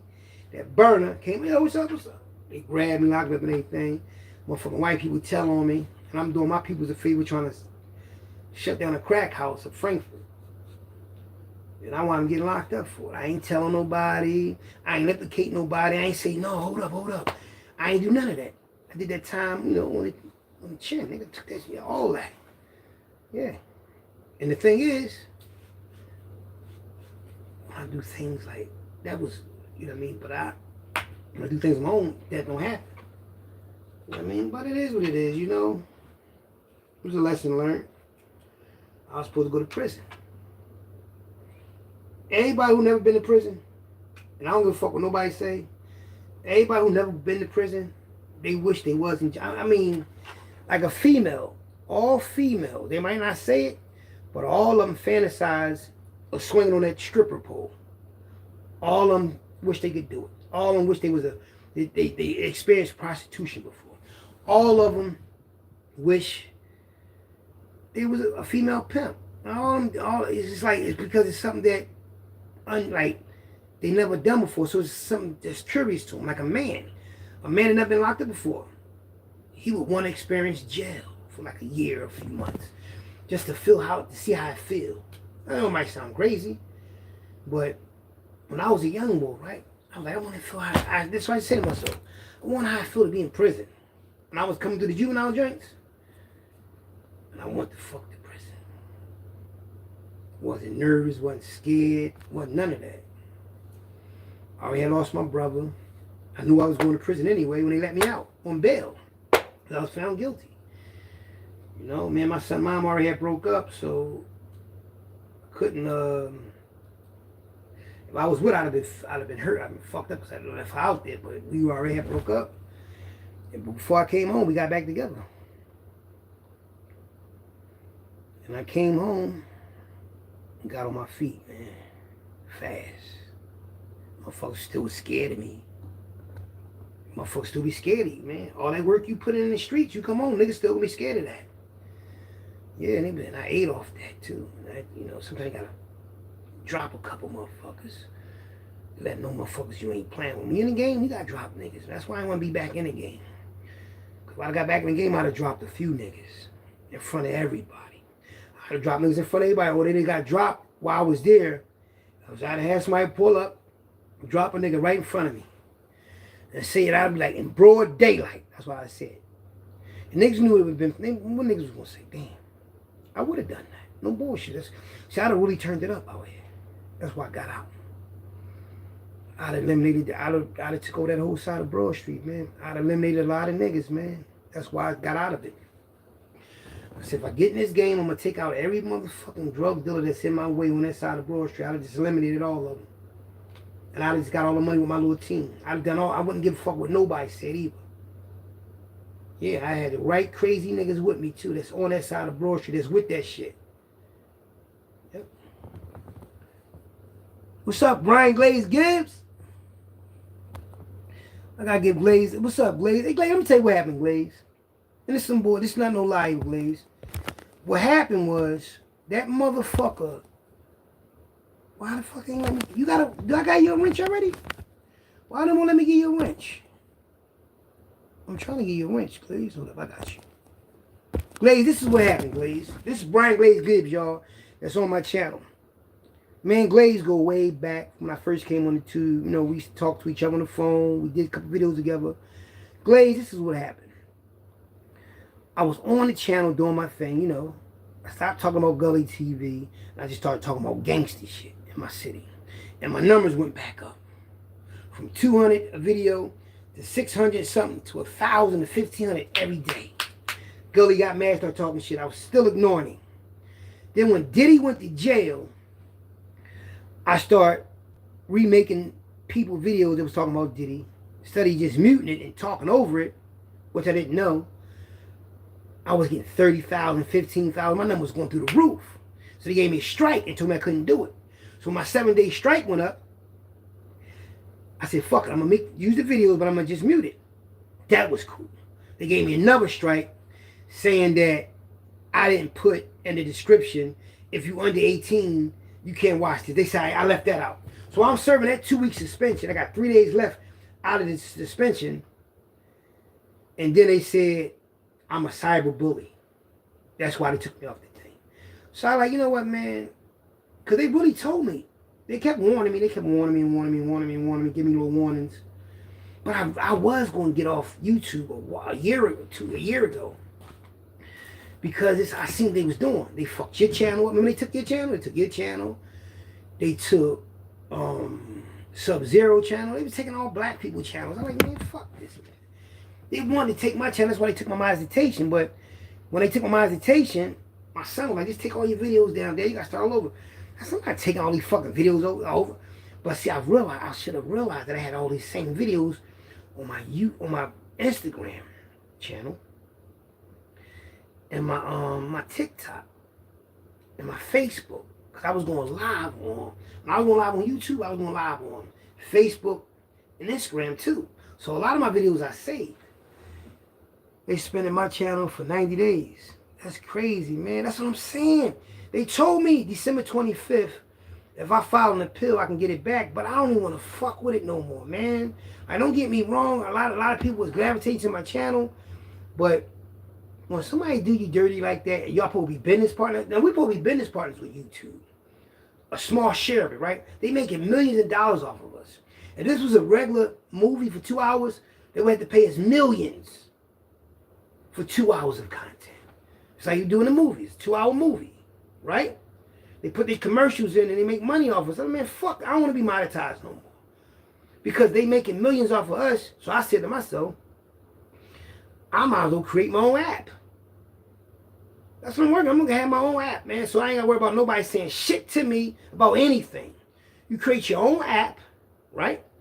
And then you set up where it's dope. You split it 50-50 with motherfuckers, man. You say, okay, we're going to split this money out 50-50. And that's how you do it. You get rich like that. Because think about it. We don't even know who YouTube is. We don't know them people. Instagram took my homie channel. He went right to Los Angeles where they at and went there to him. They gave him his channel back. You go to him face to face, they give you shit back.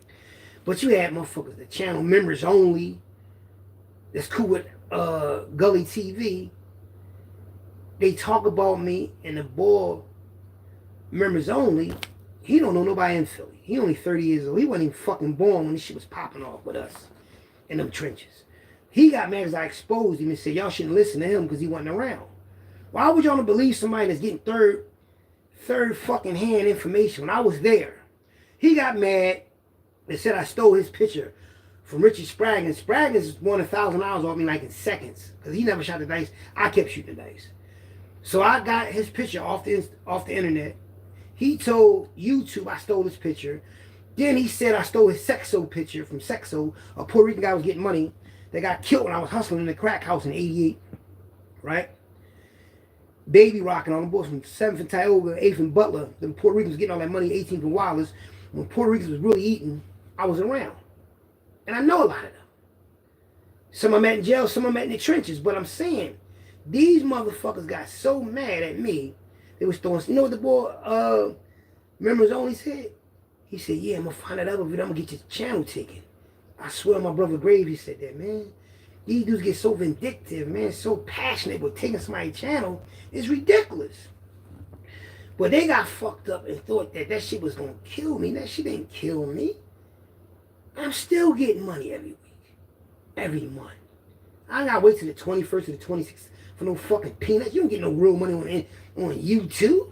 The most YouTube ever gave me, remember you told me when I first started talking to you, Glaze, you said the most they gave you at one time when they first gave you a lot of money, they gave you said they gave you $6,500 or $6,100, right? I made more money off selling my shirts and advertising than I did from YouTube. YouTube gave me the most they ever gave me was $300, I think.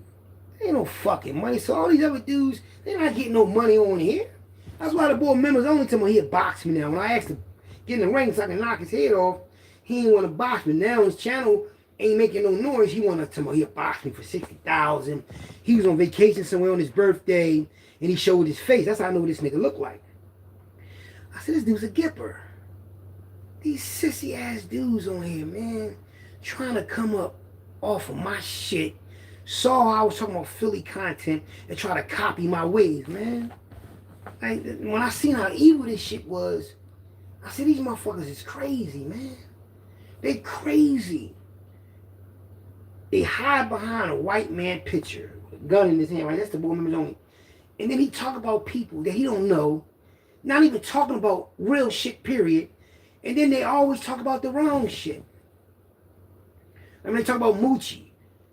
Someone was a road rage, and they said Moochie told Shorty Hawk to shoot another person that was driving a car. That didn't even happen. But people keep running with that narrative, keep running with that shit, and it didn't even happen that way. It didn't happen that way because I was right the fuck there. I could have been a cameraman for that whole situation. I was right there, right next to Shorty Hawk. Come on, man. He was just talking to the woman. And got in an argument with the guy. And all we heard was a loud noise, and we got the fuck out of it because somebody was probably shooting at us. Like, we don't know. Everybody just starts scattering. There wasn't no shooter. You ain't nobody busting. You ain't no busting. None of that shit. We just got up out of there. Wasn't no road rage. We all had a let out. We had in front of Barbie's Hall. I didn't even go in Barbie's Hall. Everybody came out. I seen the fam. Matter of fact, I seen them come in and I seen them come out. What's up, y'all? Hugged them and everything. It was Jim. It was 4 motherfuckers there. I ain't gonna say about Jim passed away. But Jim was there. Shorty Hawk was there. You know what I mean? Whatever. But, you know, I shook all their hands, hugged them and everything because we was going to be up there after Aaron got married. They went with the narratives. Like, every time somebody run with a story and it's the wrong story, like, Aaron was like, and I'd be cracking me up, like, how can y'all sit there and believe somebody who wasn't even alive when this shit went down? Or probably was a baby. That boy was born in 1990. When this shit happened in 1990. If it happened June 6, 1990, and you was born in, and probably around the same time it happened, nigga, you was born in the summertime, nigga. So how the fuck you was able to understand what was going on? You wasn't even teething yet. That's what gets me mad about this shit, because people be talking about shit they have no knowledge of. They suspend you for 9 days, Glaze, because they was hating on your channel, man. You understand some, Glaze. Me and you come from a background of treachery. And the reason why I know you changed your ways, because I said, damn, man, my twin brother would have been riding with you in New York back then. You know what you said to me? You said, no, man, I changed my ways. I ain't into that no more. That made, you know, you rehabilitated. Me, I ain't rehabilitated. I just look at life different. I just fell back from that shit. But you rehabilitate yourself, I mean, by not doing the same shit you used to do.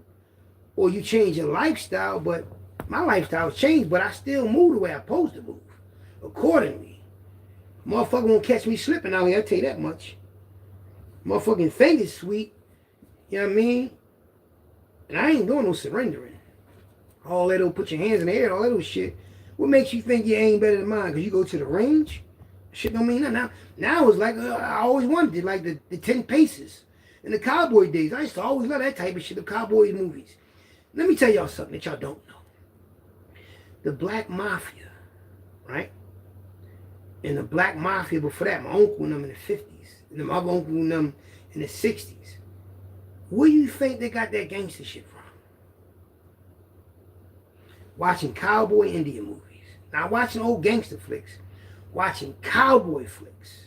Wyatt Earp, Jesse James, Billy Kid, Robin Banks. And believe it or not, that's where I got my shit from. Watching them same type of shows. My mom got these picture books, these cowboy and Indian picture books. They just showing the commercials, 1-800 numbers. And they show you how they hang people. White people is vicious, man. They don't let you know how vicious they believe. They used to hang their own kind. Before they started hanging blacks, they used to hang their own kind. And they used to hang them inside caves and everything.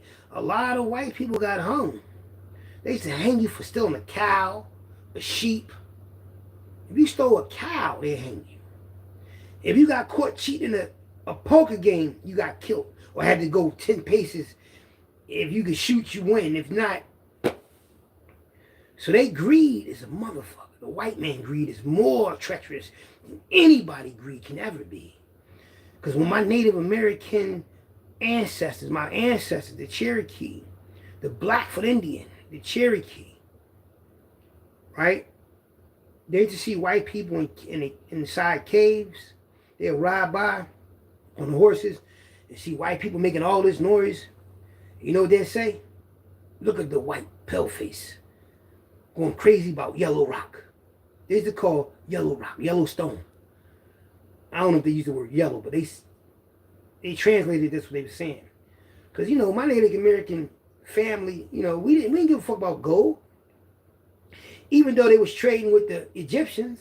Yeah, Indians was trading with Egyptians. I did the history on it. When they opened up one of them King Tut's, when they ended up one of them Egyptian tombs, They found cocoa leaves and all type of shit inside they tomb. And they bury you with your belongings.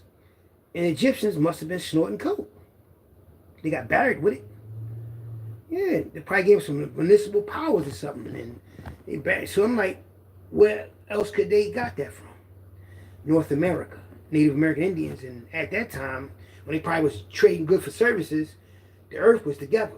Before it became bad weather and they drifted apart, and Florida sank into the ocean. But Florida was bigger than that. It sank into the ocean. It probably was connected to Puerto Rico and Jamaica. All of them probably was all connected at one time. But the weather tear things apart, rip things, and fuck up history. So cocaine, all that shit been around for a long time, man. But I always do my history, and I don't get mad about YouTube, man. Fuck YouTube, for real. I don't give a fuck how they feel about it, because they do a lot of dumb shit to black. They don't take nobody white channels, man. And y'all be thinking y'all the best YouTubers, man. The top YouTubers got 100 million subscribers. There's 5 of them. 5 YouTubers got I'm about to show it to y'all. And these 100 million subscribers that they got, they only make a video once every 6 months. I'm going to show it to y'all. Y'all don't believe me? Watch. I'm about to go right on YouTube so I can show y'all the top 5 YouTubers. And y'all gonna be surprised where they from too. They not even Americans. The 5 top YouTubers in the world. The 5 top YouTubers in the world. They right here. Oh, one of them white. Hold up. Not the richest YouTuber, the top YouTuber, not the richest. 500 million, 4 point something million, richest YouTubers. Well, I don't want to say the richest YouTubers, I want the top YouTubers, not the richest. But, okay, here they go. You see where they from? They're not even from the United States. These are the top YouTubers in the world. And you don't see none of them with the United States flag. I wonder why. One person. So, when you think about YouTubers and all that, and you hear these content creators talking about they're the best, they ain't nowhere near the best, man. One thing I learned about people that have a lot of money, you barely see them. People that got real money, you barely see them. You barely even recognize them YouTubers. In the world, when you got a lot of money, you're barely seen. People you see a lot don't have shit. They got to be seen. Me, I ain't got to be seen no more because I'm set for the rest of my life. Think about it. My number going to go up. That 8,000 will go up probably to 15,000 a month soon. Probably more than that when I make this type of investment. But I'm saying, just imagine this much money or more for the rest of my natural life. What is that called? It's called wealth. Wealthy. And I made it ways though my daughters, my kids can get the same type of money. At least $1,000. Not the whole 8, but at least 1,000. You know?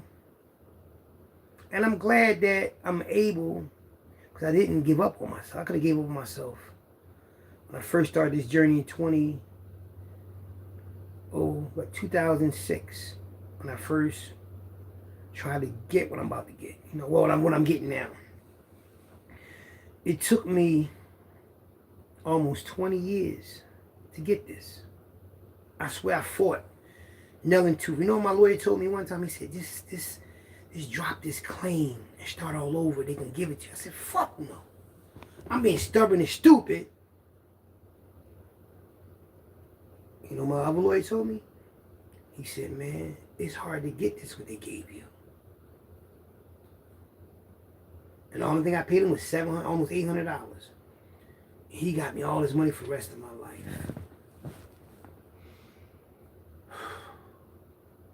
That's, you know how much burden took off my back, man? Like, where's those?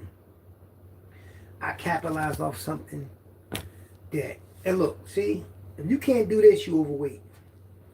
If you can't grab your hand around your wrist like this, you're overweight. If you can't put your 2 fingers around your wrist, you're overweight. Blaze, I don't know how big you done got since the last time I saw you, but it's a magazine that I read when I was in hole, when I was in grades for it. And I might have been on death row for them 5 hours. No, I wasn't. No, I wasn't. That's the time I was in the hole. The time I did the 5 hours on death row. But when I was on my wing, F wing, death row was B wing. The motor and the door, we not a door closed like this, because we had them bar doors. So the motor blew in my door, so they put me on death row for 5 hours. Locked me in that motherfucker. And everybody else on that wing is on death row. But while I was on F wing, I had this magazine. It was a Philadelphia magazine. It said Philadelphia magazine. And then inside that magazine, they tell you how much you're supposed to weigh at your height. I only supposed to be 147 at 5'5", 5'6". You know, so if I'm 206, 208, or 190 something, or 180 something, I'm overweight. Even if I get to 163, I'm overweight. I'm supposed to be 147. All muscle, all solid. And that's what I'm working on. At least get to 153. I might be that now. I lost weight. I lost all that shit on my body. Look. See that shit? I lost that shit. No diddy. I lost all that weight on my body in 3 days. My stomach ain't out. I'm not, look. That's me poking my stomach out. I can't poke my stomach out. I don't even got no stomach no more. Motherfucker, how you do that, Hawk? How you do that? You can tell, look at that. I starved myself for 3 days. That's why you ain't seen me. I woofed and starved myself for 3 days. All I was drinking was, this is gone, but this apple juice was up to here when I first started drinking it. It was right here. I was drinking this, a little bit of this, and I was on my second one of these, but I was sipping it. I wasn't drinking it fast. I was pouring the orange juice, apple juice in here, I meant, to here. I was pouring apple juice to here. And I realized, if you want to lose weight, right? The boy Shine, that's locked up, had the Biggie Smalls voice. Shine, salute to 10 Toes Down. 10 Toes Down was locked up with Shine and said Shine should throw his food up, eat it and throw it up. Said it was weird to do, but it ain't weird to do it. When I first heard about this, the models in California and Hollywood used to do it. They throw their food up. So the first 2 days, I was throwing all that extra fluid on my body. I threw it the fuck up. It made me sweat like a motherfucker. I kept wiping it off. I was feeling real weak. I was in pain. I'm talking about sweating like I was in the oven. And I just kept throwing it up, Matter of fact, it's trash. I'm going to show y'all. I'm not going to lie to y'all. But this is it right here. I still got it. Look. All this shit in this bag, all that fluid, it's all that shit I threw up in this bag. Because I knew I had to get that shit out of my body, because that's poison. That excess waste in your body, that gut and all that, I don't have none of that. I had to work out. All that gym shit is a lie, y'all. Throw that shit the fuck up, man. Put your finger down your throat, bend over in that trash can and keep throwing that shit up. And don't eat nothing. Drink fluid. You're going to lose all that shit. That's what I did. No diddy. I ain't showing y'all my stomach to be zesty or nothing. I'm just showing y'all if y'all want to live longer. That's why I gave up marijuana, sugar, and all that. Now I'm going to live longer, and I'm going to save more money. I ain't got to save money because what these other niggas save money for. No, the money I spend on weed, I'm going to give it to my kids. So I don't got no more habits. The only habit I'm going to have now is giving money to my family even more. You know? So that's my New Year's resolution. Was to get that weight off me, and I did. No more fat on my body, no more nothing. So now I'm cool. You know? I'm cool, the skin I'm in, I ain't got to worry about niggas. Damn, I get gray. I think I always had gray on my face. I never hid that from y'all.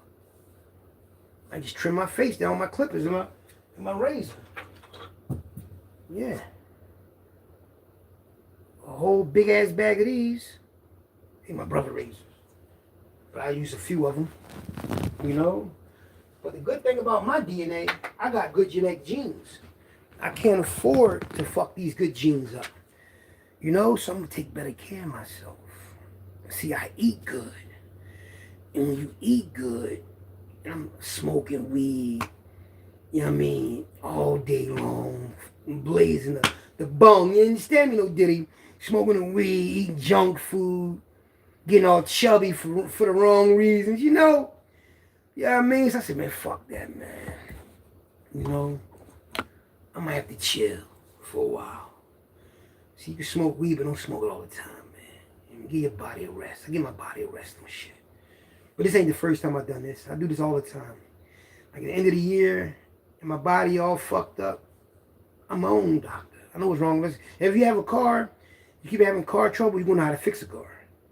Alternator, the radiator, the water pipe, the water hose. I learned a lot of shit about having cars. It's like I learned a lot of shit about my body. I know what's wrong with my body. I gotta go to the hospital and that shit. I know what's wrong. I stay in the bed for 3 days, don't eat shit, throw up, and I'm cool. 3 days, man. 3 days means a lot. Like 3 days, they said Jesus rose up. 3 days, your body heals itself. You know, so I'm cool with that. Outliving people, outshining people, just being myself, not even trying to outlive nobody. Not trying to outshine nobody, but I know it's the truth. See, my wealth is life, living. That's wealth. And your children. It ain't money. It ain't materialistic things. It's you. You your own wealth. And the people you produce. Look at me. 10 grandkids. Plus 3 that my brother has, 13. Plus my kids and his kids. Man, my brother helped bring 25 to 27 people into this world. That's our wealth. 27 people. Me and my twin brother helped bring it to the world. I'm cool with that. I'm 27 strong. I ain't talking about my other brother kids and my sister kids and my family kids. You know what I mean? But I'm just saying, though. That's an accomplishment, man. Only people can be like that is millionaire rappers and R&B singers. They don't even have kids like that, right? You know, you got drug dealers and hustlers that can do the same thing. Nigga in the trenches, the pretty boy, no Diddy, get all the females. Nigga with all the money get the females. You know? So I ain't never had that problem. I had to wait till I was 40, 30 something to have kids.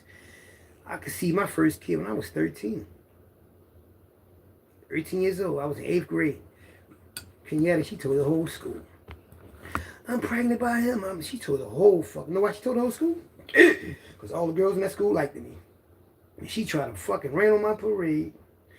That shit ain't stopped nothing. That just made the females want me even more. You know, we went from the dollar party to my crib. And I conceived the baby. Yep. 13 years old. So having them, and I just started having them every year after that. I just kept having them and kept having them and kept having them. But I'm glad y'all came on here with me tonight, man. I know y'all ain't seen me in a couple days. Y'all want to hear my voice. Y'all want to see what's on my mind and all that. But it's no one thing. If you got too much excess weight on you, if you got a gut, if you have a stomach, your stomach is really right here. This is your stomach, right here. This is your stomach right here. Right here, this is your stomach. All this down here is your intestines, your small and large intestines. If your shit is out here, that means you got all that excess waste and shit in your intestines. Your small and large. So that's not no stomach. Your stomach is right here. Right up under your heart is your stomach. Then everything else is you know how long your intestines is? They say your intestines can wrap around the earth. That's how long a person's intestines is, for real, for real. Intestines, small and large, it's miles. You got miles of intestines in your stomach. And that shit don't go through right, it get clogged up. Heartburn, you get gas real bad, acid reflux. I had acid reflux real bad, but I had to get that shit out of my stomach. Because your wealth is your children and your life. It ain't money. Please don't think that, because one day money ain't gonna be worth anything did the research on that. They said it was going to be the future. It's going to be art and science. Art and science is going to be what everybody going to gravitate to. I think it'll be like 500 or 1,000 years from now. Not while we're alive, though. People going to be taken care of. They're going to take care of everybody. Everybody going to have everything they need. We're going to be hooked on science and art. And y'all don't even know. I know because I research, I brainstorm and do a little bit of studying of everything. I try to learn a little bit about everything. Because that's what you're here for, to teach and to learn. You know, and they say you keep coming back till you learn everything. That could be possible. I like to learn. I didn't get on the internet, on YouTube, to be a tough guy. People call me Mike Tyson. They see me, they call me Mike Tyson. They call me Mike Tyson on here. They call me DMX on here. I'm the DMX of YouTube. I'm this grouchy gangster. That's why it might seem like that, because I'm going to tell y'all this is the truth. I be acting like that. I be my face be like this, and I be talking off. That'd be my twin brother coming out with me. That's him. Believe that, because I was quiet twin. But the deadly. He was the one that did all the talking mostly. Got shit done for us. I was the physical one. So now them both. They say you go back where you came, right? We was one egg that split into two people. I watched that movie. It was like a psychic movie. It was what's the boy name? He playing a lot of movies. He playing Good Shepherd. You ever see the movie Good Shepherd? I'm gonna show you who he is, and then I'm gonna let you know what he did in that movie. Just bear with me, y'all. I'm gonna show you who played Matt Damon. Matt Damon. Watch this. Matt Damon. Him right here. This white guy right here, Matt Damon. He played in this movie, right? He was he was overseas. He was like in the UK or London. He was somewhere. He had these psychic powers, right? And with them psychic powers he had, he could touch you. If he touch you, he could see what's about to happen to you. When he touched his lady, she was drowning in the water or something. So he wrote, it was a book on him. And it was these two twin boys. They was playing football. They was playing something. And one ran in the street, got hit by a car and died. Right? So he read up on Matt Damon, said Matt Damon was a psychic. He could talk to the dead. He wanted to talk to his twin brother. So before he met Matt Damon, he was at the train. He was under the subway system. There was all these people under their way. And his hat blew off his head. So when his hat blew off his head, it was his brother hat. He loved his twin brother. Now he trying to get this hat. He on the ground, crawling on his hands and knees. All these people are standing up. He crawling between them and all that. Little kid, like 7, 8 years old. And what he do is, he gets the hat, but he missed the train. He was mad that he missed the train. Because while he was on the ground, he was trying to get that hat. And the cat just kept blowing and people kept kicking it. So he missed the train. And when that train took off and they got into that tunnel, it blew the fuck up. So when he got to Matt Damon, he knew where Matt Damon was at. Matt Damon was staying at this place. All these people, it was like a convention center full of people talking about their book. And he was there, and a young twin seen him. So the twin followed him all the way to his hotel. So Matt Damon seen him outside in the daytime under this telephone pole. Like a not a telephone pole, but like a light pole. And then it got dark time. And Matt Damon went to Matt Damon at nighttime eating a sandwich. You look out the window, and the kid is still there. The kid was there like for a couple of days. So Matt Damon came to see the kid. Like, man, what's up, man? Why you stalking me? He said, I heard a lot about you, and I want to know if you can let me talk to my twin brother. Yo, I swear to God. He touched him. And then his brother, well, the twin that was there was at all, because Matt Damon was like, oh, slow down. He was telling the twin that's deceased to slow down. He said, you're talking too fast. He said, you lost somebody recently. Somebody you love, somebody made you bitter. And he talking real fast right now. I think somebody you lost, you love. But he trying to figure out who it is. He don't know it's his twin. He never told him about it. As a matter of fact, he never told him about his twin brother. He just told him he lost somebody, but he never told him who it was. So Matt Damon trying to figure it out because he hearing whoever it is talking real fast, but it's his twin brother talking in spirit. So he said, somebody talking real fast. He said, that's my brother. He said, he's talking to him. So he comes up and he say, tell my brother the reason why the hat flew off his head. He said, I knocked the hat off his head because I wanted him to stop wearing my hat. Plus, I knew that plane was going to blow up. He didn't want his brother to die. That's some crazy. So the shit was so realistic to me. I like it makes sense that you do go back to where you came. I really believe that my twin brother went back inside me. That's what Matt Damon said that his twin brother did. They said, stop worrying about me. Stop wearing my hat. Tell my brother he's going to be all right, that I went back inside of him. That was a deep-ass movie by Matt Damon. And I forget what it's called, but that was a good fucking movie, man. I might watch that tonight. But it made me think. I lost my twin brother. But when I listen to my videos, I can hear my brother talking. I can listen to my videos all day and hear his voice. Because we got the same voice. And when I'm talking real fast and looking like this, that's my brother coming out. That's how he used to look. And that, he was direct. So, I was gifted to have a twin. To be two people. To know so many people. To have so many people love and respect us. So my videos mean a lot to me because it's the truth. I got on the internet to tell the world about Philly in the past. Because I know that one day we're not going to be here. But our stories will be. Now, the thing is, when people talk about other people, they're giving them other people credit to live along forever, but not themselves. So when you talk about other people and their accolades or whatever they're doing in life, you're leaving yourself out the picture. You can be a good narrator, a good author. But if it ain't about you, then you're not going to be remembered. I was born into this shit, not because my uncle was in the black mafia, not because my great uncle was in the original black mafia, but for him. Not because my father ran the biggest gang in Philadelphia, called the Valley, him and Gainwell Bates, not because of none of that. But because of me and my twin brother, made our own name, stand on our own 2 feet, and represent ourselves. We ain't say Sekou our big brother. We ain't say Moon was our pop, Smiley was our own. We ain't say none of that in the trenches. Mikey might have did when he got down with the JBM, but I ain't do none of that because I wasn't living off their name, but other people was living off their family name and was trying to be like them. Man, Mike was just being ourselves. We got into the trenches because we were surviving.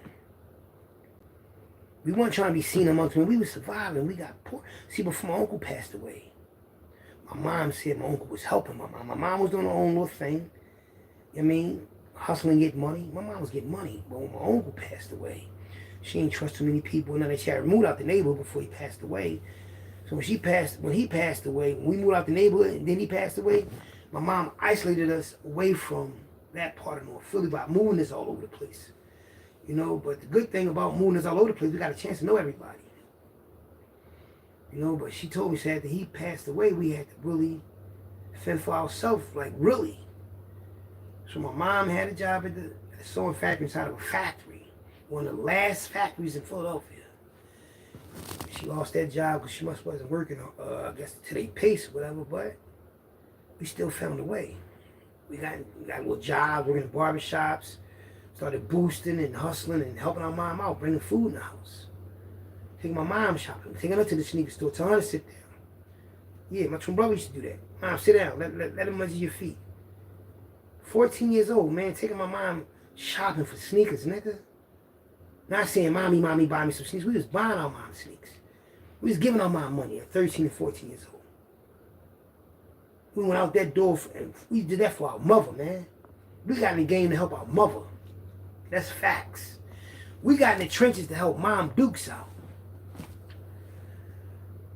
Yeah, man, I mean, we had clothes and all that, but we did it for a bigger purpose, man. We brought food home. How many motherfuckers 14, 13 years old bringing groceries home, bags of groceries? Yeah, that's what I'm saying. Give Mom thousands. Sekou giving her thousands. That's how she moved out of my niece's house to having that apartment on top of the bar. Sekou came down there, was hustling up Erie Avenue. He was getting money up Erie Avenue. And that first bit of crack money he got, he gave my mom some money moving the crib. Yeah. Yeah. I never knew. I just thought he got the kick because he had got some case money too. Sekou got some case money from when he was in a gallery and the escalator fucked the back of his sneaker up. His sneaker got caught in the escalator around Christmas time. He got paid a lot of money from the gallery. A lot of people don't know that story. He got the money in '86. I never get it because my brother Beans and Sekou, my brother Beans used to be with Belingo, they went downtown and took these fucking pictures with all this money in their hand in the arcade. Yeah. He bought that Granada. Then he bought the Audi. Yeah. I'm going to tell y'all something, right? I was young, but I was like 13. Sekou was 17 at the time. But when he was 14, 15, he was getting a lot of bread up there. But it's just crazy how I just think about how we all got in the game, man. Why we got in the game. And now look at us. From the trenches to the suburbs, man. The hard way. Like hitting 4, the hard way, 2-2. Hitting Big Ben, Flowers, on the dice, nigga. It's different with me. And like my mom told me, she heard me say with the board gonna say, Atlantic City ain't nowhere. You know what my mom said? She said, you tell your viewers this. In the 1920s, blacks couldn't even go to Atlantic City. They used to go to some place called Chicken Bone Island. Chicken Bone Island. I read about it, or I seen a video about it last year, but my mom told me about it. You ever watched Boardwalk Empire? Y'all watched The Wire, right? The Wire. Remember Omar? Omar was a stick-up kid.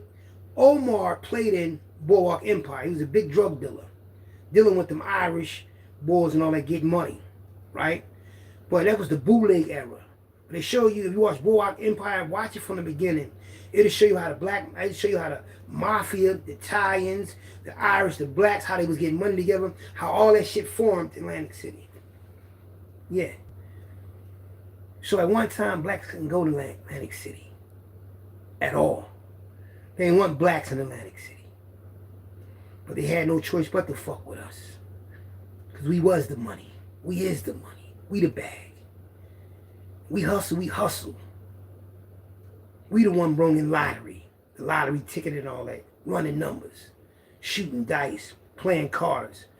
We the ones invented gambling. Don't ever get that fucked up. Games of chance. That shit came down south. You know?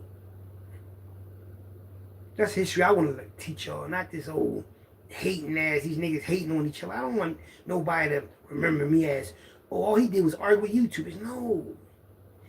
My videos is based on the content focused on Philadelphia. Back in the day. Motherfuckers try to follow my lead and try to bump me out the way so they can be the only one to talk about Philly. Wasn't even born. That's what's so bad. You know, who does that? That's so diabolical to me. How can you try to bump somebody who was in the mix? I can't prove I was in JBM. Why would a okay, if I can't prove I was in JBM, why would a alleged JBM boss who took over the JBM when Aaron Jones got locked up, why is he on a fucking YouTube with me? Why is he on YouTube with me? Why is he talking to me on the jail call? At least 10 times. Why? Just to tell me why though. You know?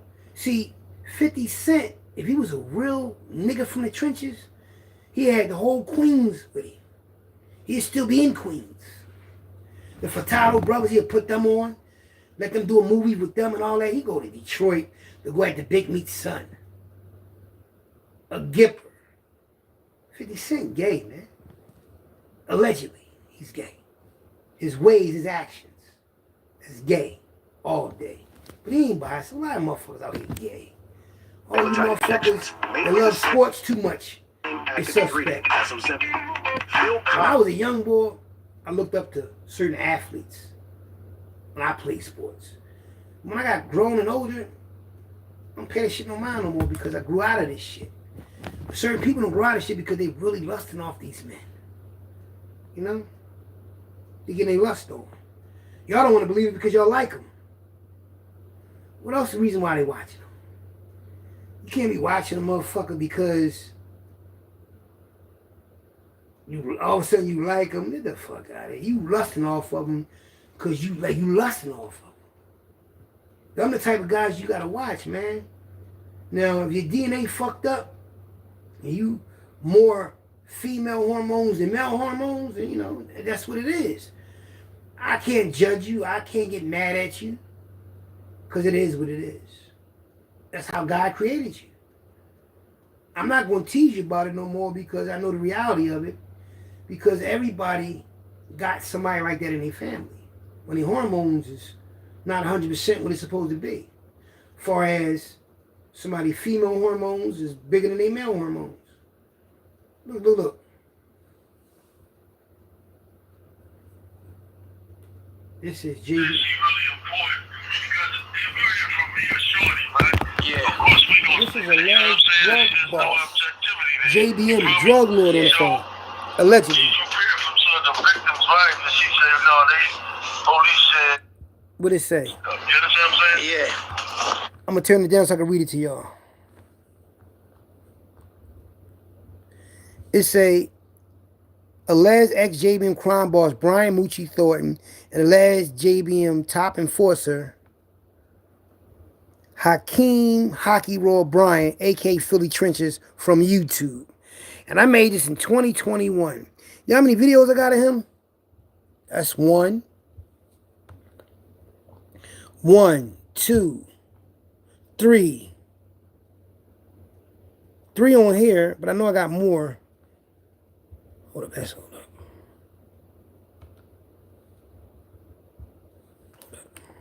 Locked up behind bars in the feds for some bullshit ass charges. Speak to the world, Mooch. Hey, world, what's going on? Hey, listen. The justice system ain't right, man. They'll put you away for years and years for anything. For anything. They set me up, put me away 30 years, 26 for a homicide that I had nothing to do with. What took place, the crooked cop said he had an informant, never produced the informant. First witness said she ain't say me do nothing. After that, they just railroaded me. Took her statement back, let the crooked cop run away, and I still don't know who the informant is. Exactly. They made up an informant, man. The motherfucking crooked ass cop, Tom Hudge, he made up a crooked ass fucking statements on Moochie and Shorty Hawk about some bullshit, and then the female, she got all the different inconsistencies and all this bullshit. I said she was sitting in the car, in a dark ass car. She was going on. Didn't nobody bang on no fucking car. Why? She was trying to get somebody, was trying to talk to her. I'll tell you why. And that's all that would happen. Mooch was around the corner. He wasn't even there. Because he had no fucking suit on. Motherfucker said we had suits on in the hot ass fucking weather. You know what I mean? Big problem is when you want it and they want you for something, they'll do anything to get you. Anything. You somebody out there and they chasing you, had nothing on me. So that was the best move that they could make at that particular time. I know how the game built, but it's time to straighten that out. Exactly. It's time to right that wrong. Exactly. I want to holler at everybody. This call is from a federal prison. For the support on that. Because when they wrong, they got to be punished like they wrong. Same way when we wrong, we get punished. It's time for them to get punished and pay for what they did wrong. Exactly, man. We got an innocent man locked up, man. We got an innocent man. We got these crooked cops out here. Enough is enough. This man been down all these fucking years, man, for bullshit. You got the paperwork right here to prove it. Right in front of me. Right here. The paperwork is right here. All this paperwork is right here in front of me. I got his paperwork. Lies, inconsistencies. It's definitely on paper. It's definitely on paper. I'm not going to speak on nothing that I can't prove. Now, why would he send me his paperwork? They've been ducking me in the courts for years now on that same They gonna free Moochie, watch. They don't want to tell me the truth. But the truth gonna come out. This paperwork years And that's how he ago. got the truth. This paperwork years ago. He had to pay years ago. Turn them feds. And it had to be subpoenaed out. It had to be subpoenaed out. Find out why the cop was thrown off the force years later. But he had a private But I already investigator. know what it was. He was in a drug unit and was stealing and setting people up. They threw him out. Exactly. Like he set me up when he was a rookie. And the only reason why we got this paperwork because we had to pay for the paperwork. Yeah, and I ain't the only one sitting like this. We gotta start somewhere. We always gotta start somewhere. And we gotta start exposing these things so when we come down there, they won't keep the black man away all these years away from the family. But that's the whole plan about the situation. We got real leaders, man. We got a real leader that's locked up, man. They snatch our men and lock them up and railroad them until we wake up one day and realize because of the technology they got out here now, we got access to information to prove our innocence, to prove the corruptions in City Hall, all around the United States, all these black men incarcerated, locked up for bullshit. Enough is enough. See, I had this on YouTube. But the reason why, hold up. I had this on YouTube, right? But the reason why y'all can see this now because I was going live on YouTube, Instagram, and Facebook. That's why this got saved.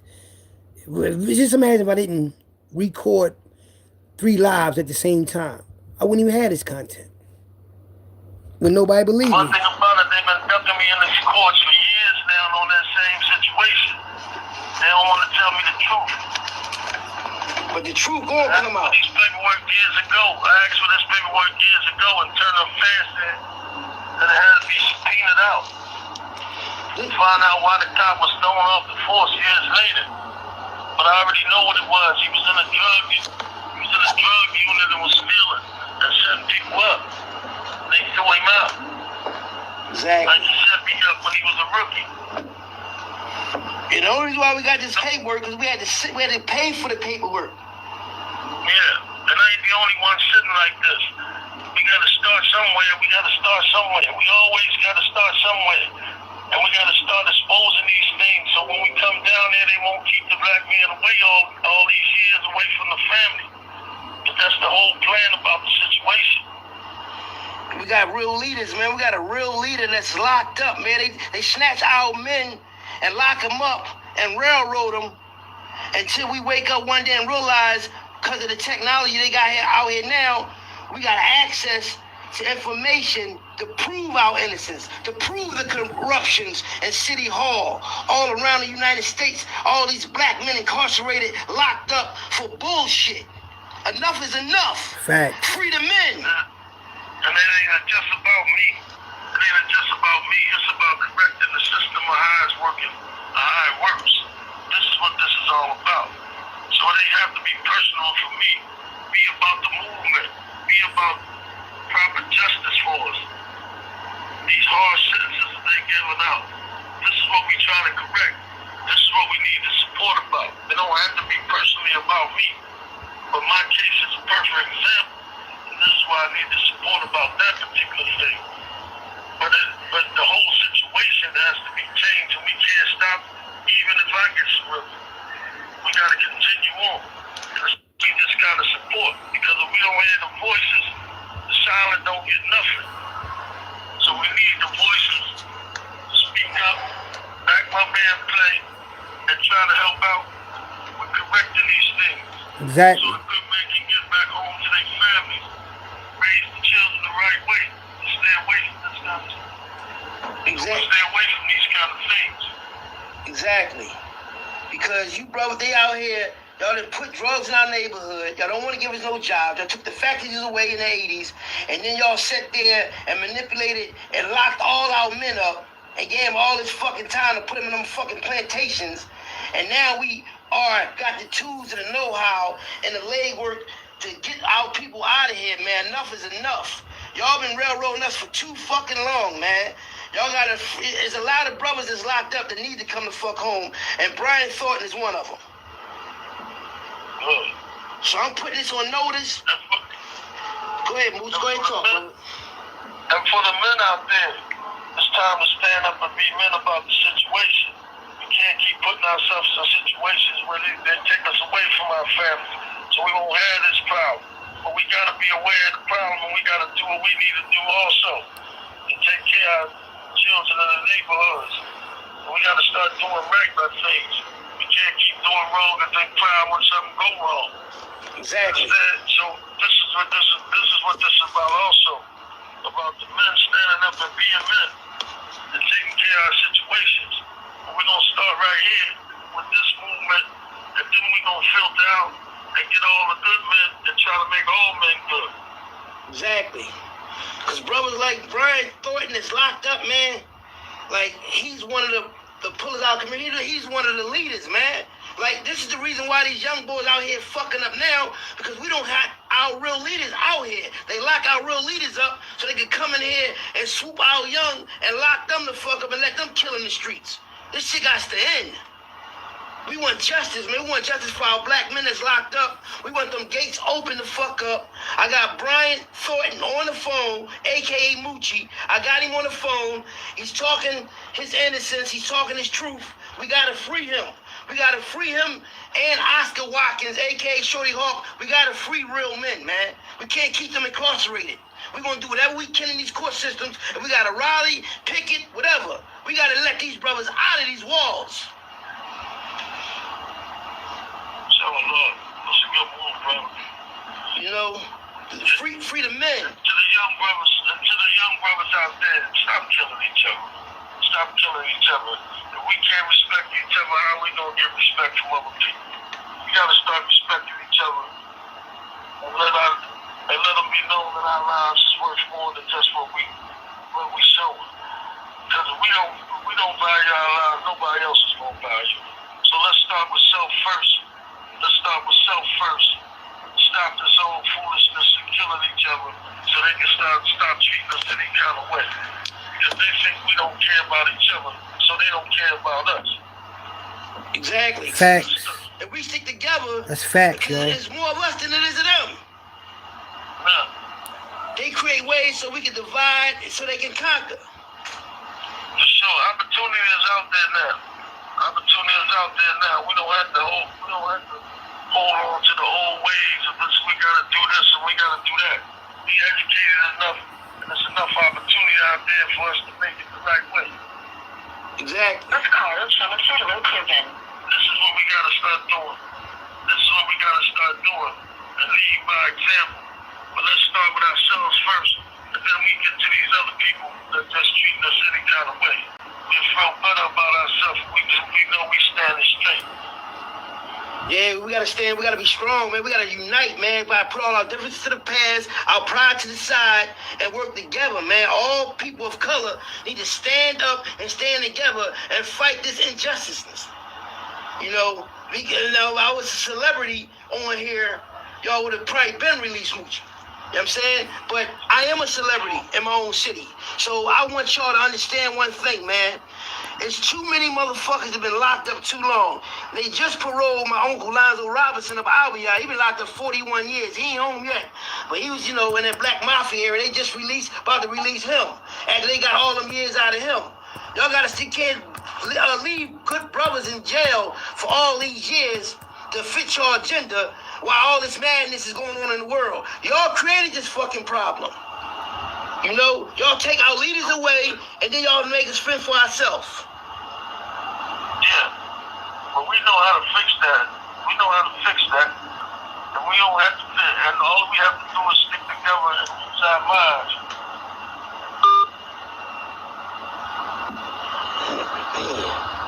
Yeah, I think he just got disconnected, man, but that was Bryant Moochie Thornton, JBM.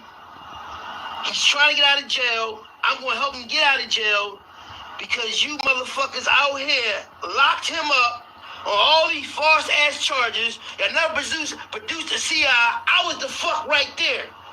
And I read this paperwork, man. This girl said it was a fat guy there, and everybody had suits on in a hot-ass fucking June.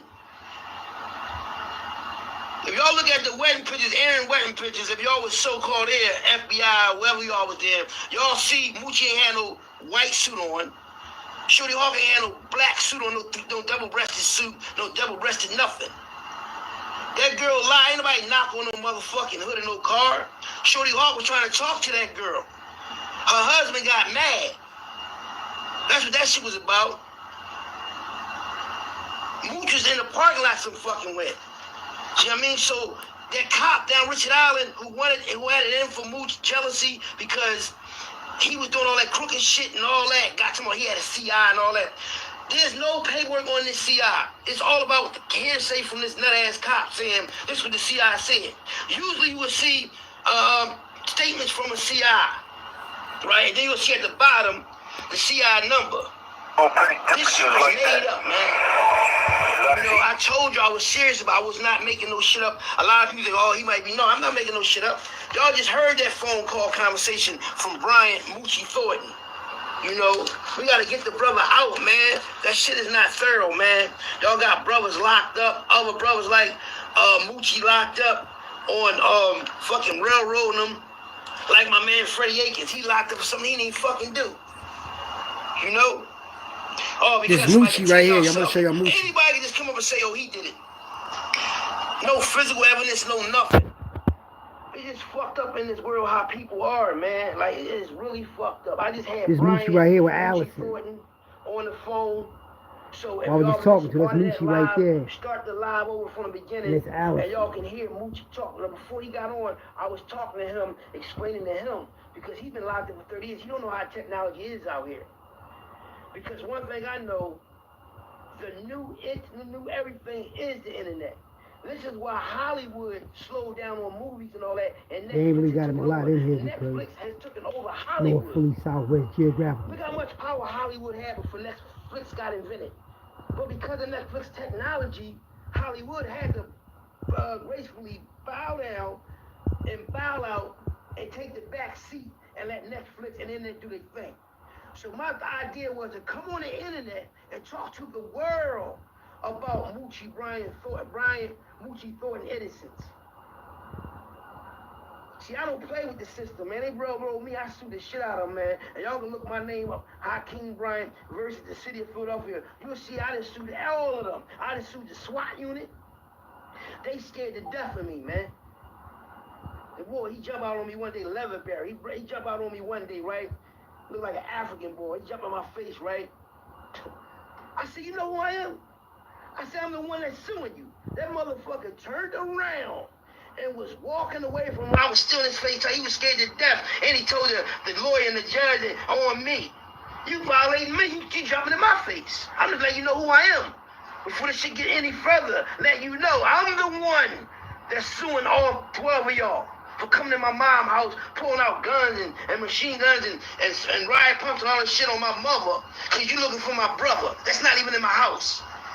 And got me in handcuffs, dragged me down the steps. And I seen a picture of my brother, right? They gonna try to say in the courtroom, oh, they ain't had no picture of my brother. The SWAT unit gonna try to tell my mother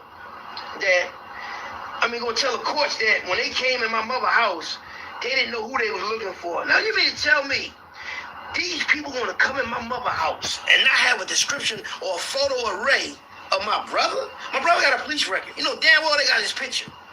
They lied in court. And the thing is, Judge Rubino, the federal judge, every time I go in his courtroom, the reason why he don't let people win in his courtroom that go against, like, cops and shit like that is because he's for the cops. And this is how I know it. Because now every time I had a lawsuit against the city of Philadelphia, against these crooked cops, who they always reinstate, giving their jobs back, which y'all don't know about, after they be on CNN and get sued and all that, and they throw 400 or 500 cases out.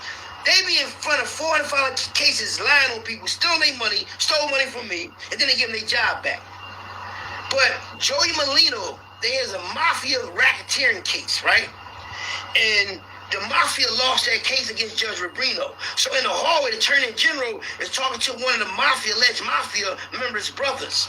So the alleged mafia member brother got on the news, and he said, well, in the newspaper, it said that the attorney general told the alleged mafia member brother that, yeah, y'all never beat us because Judge Rubino, he's a cop judge.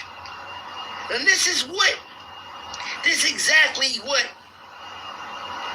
it was written in the paper. And I knew it was true because I had the same judge. My evidence was real. Like, my evidence was so good that it would have convicted. I mean, it would have made me get paid a lot of money because of my evidence.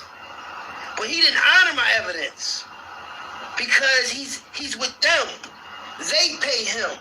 The state pay him. They're not gonna go against the grain. They gave him that job.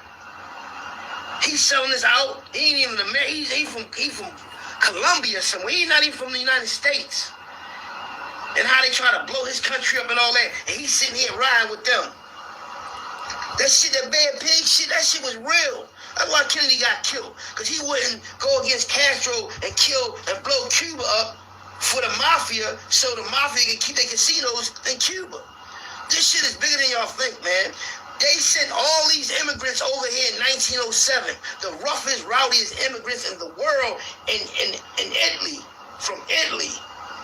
Because Italy had a problem with the British, and the British was taking all the Italian criminals and was about to do something with them.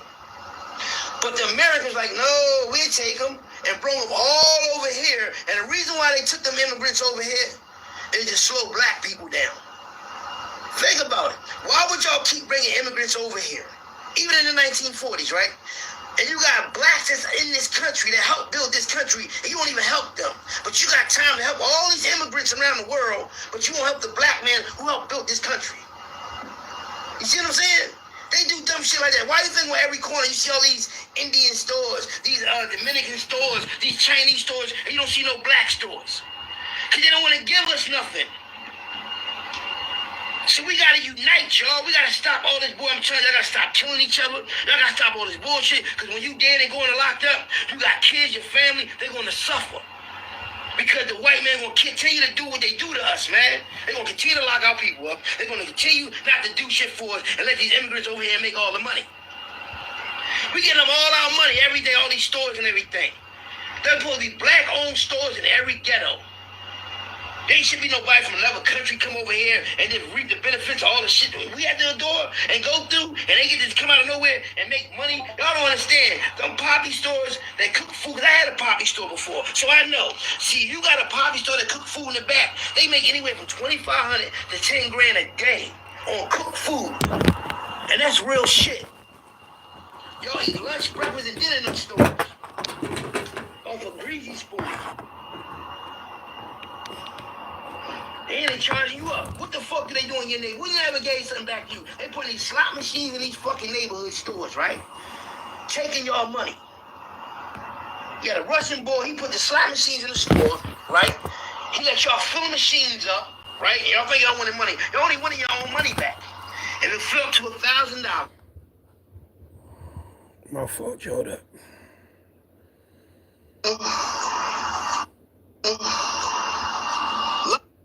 Slow black people down. Think about it. Why would y'all keep bringing immigrants over here? Even in the night. You had a Russian boy, he put the slot machines in the store, right? He let y'all fill the machines up, right? And y'all think y'all wanted money. You only wanted your own money back. And it fell to $1,000, right? They'll let you cash out $600, and they'll keep $400 for themselves. The Russian boy keep $200, and the poppy boy keep $200. One store got 6 machines. That's $1,200 every flip. And then y'all wonder why y'all beefing with each other and gambling, because y'all hustling backwards. Y'all hustle, then y'all gamble and give it away to the poppy store slot machines or on the corner at the crap games. And then y'all wonder why y'all can't get ahead. You know what I mean? You go from being a high-ranking boss to being seen all the time because you want to be gambling. See, y'all fuck all that. If you don't know what to do with your money, man, get with me and I'll show you how to invest your money in the stocks. So you won't be sitting here every day, all the day, throwing rocks at the penitentiary trying to get you back on your feet because you don't know what to do with the money you got. Y'all don't even understand. Y'all here playing games with y'all life, man. There's a lot of brothers that's locked the fuck up, fighting for their freedom that been railroaded, man. And a lot of y'all brothers is in there. A lot of y'all brothers left them in there, so y'all know. And for that little smart motherfucker was talking that shit, I'm just capping. Okay, as I'm capping now, you heard Moochie's voice, right?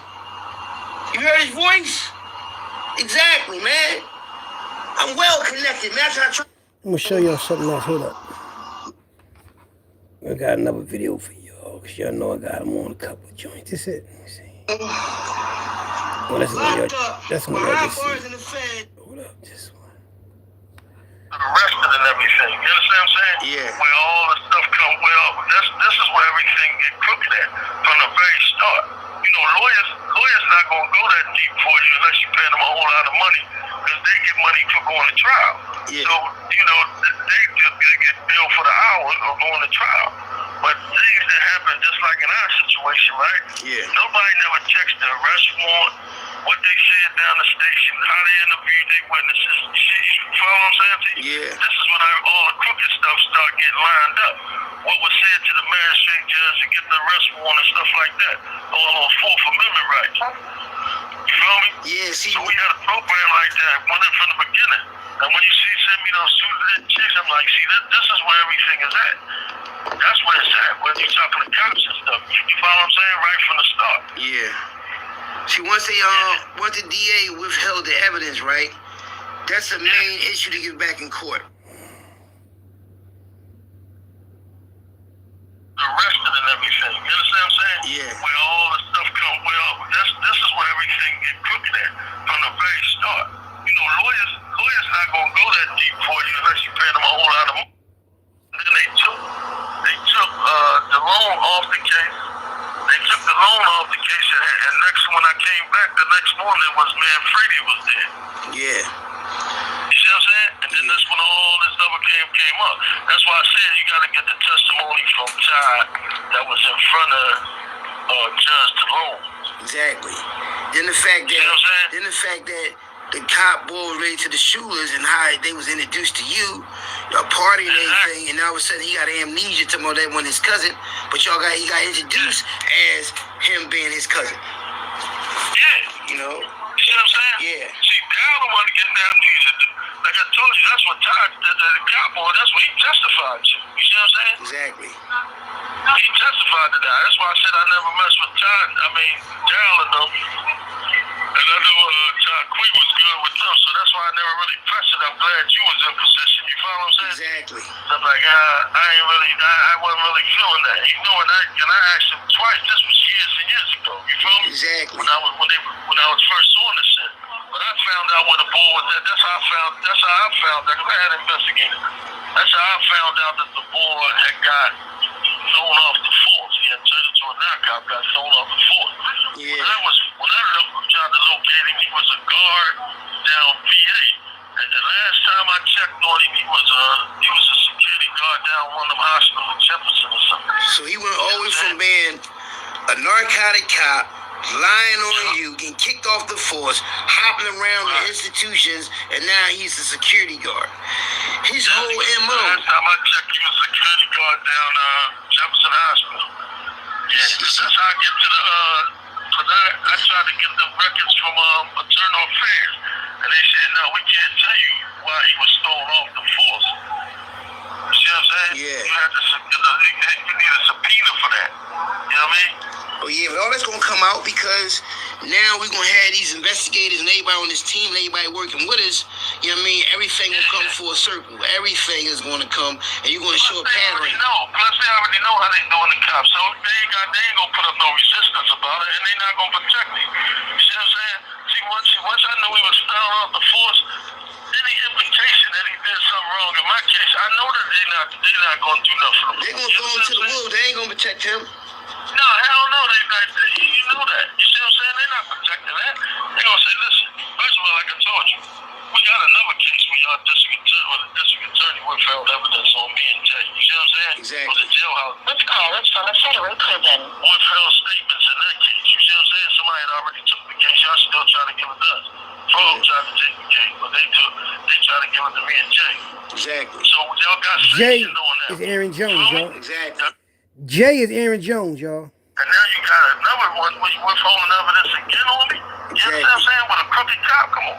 Exactly. Pattern too good. You feel me? See, they ain't know he was just intelligent. You know what I'm saying? Yeah. They think black people. I mean, I understand why y'all was after me, but y'all cheated. Yeah, and I know where y'all cheated at. You see what I'm saying? Exactly. They ain't play like fair. Like they got rid of the lawyer, right? They got rid of Danny at the time. That's how they was on. They get rid of Danny. They don't want Danny to come in no more. All right? Now, Danny take this last case that we on right now. That's for him. So So when I asked Danny, I said, listen, man, just tell me he didn't want to get involved with the case when I get all the way down to this ID stuff. I say, man, let me am I on the right track? He said, listen, I can't get involved with you no more, Moose. You know what they said. I said, all right. He said, listen, all I can say is you're doing great legal work. I said, all right, then I know. You follow what I'm saying? Exactly. Then I knew I was on the right page. You know what I mean? Exactly. Yeah, I caught the move. That's all. But I'm just saying, when you show that to the professionals and they say they on board, then we gonna step right to it. Because it ain't nothing. Like I said, I ain't the shooter. Exactly. So it ain't there's nobody that said shot somebody or some shit. You feel what I'm saying? Exactly. Y'all just came at me because of who I was at the time. You feel me? Exactly.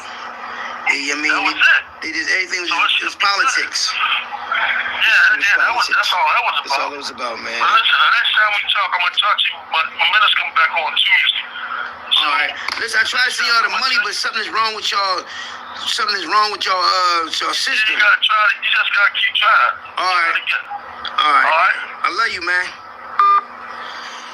Yeah, that phone call was from Bryant Moochie Thornton. And the thing is, I apologize to y'all because the phone call had 7 extra minutes on there, but I didn't push play.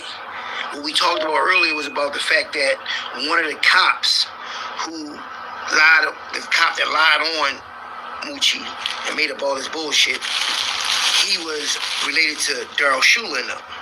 You know, because that's how they got introduced.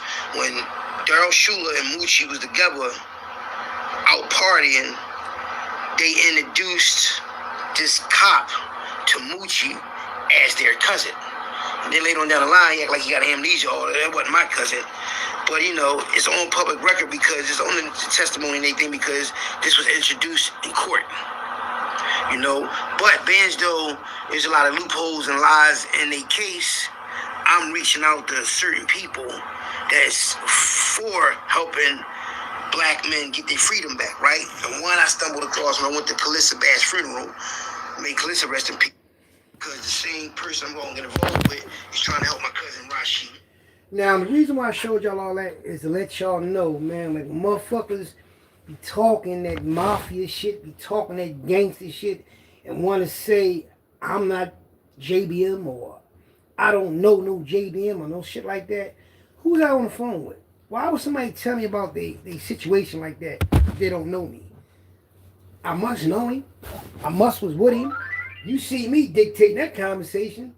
You already say we. He didn't say him, he said we. Us. You feel me? So, plus, you know, I know my legal work.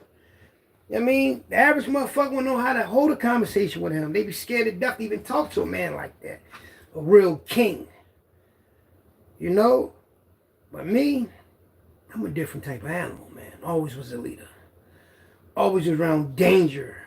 The dangerous. The bold. The wicked. The evil. The good and the bad. But when somebody get railroaded like they railroaded him, he deserves his freedom back. That's why they started to let everybody get out of jail after they did all this fucking time. And I'm going to tell you when they're doing it. See, they do the paper trail. They go through the motions with you, with the court proceedings, with the briefs and motions and affidavits.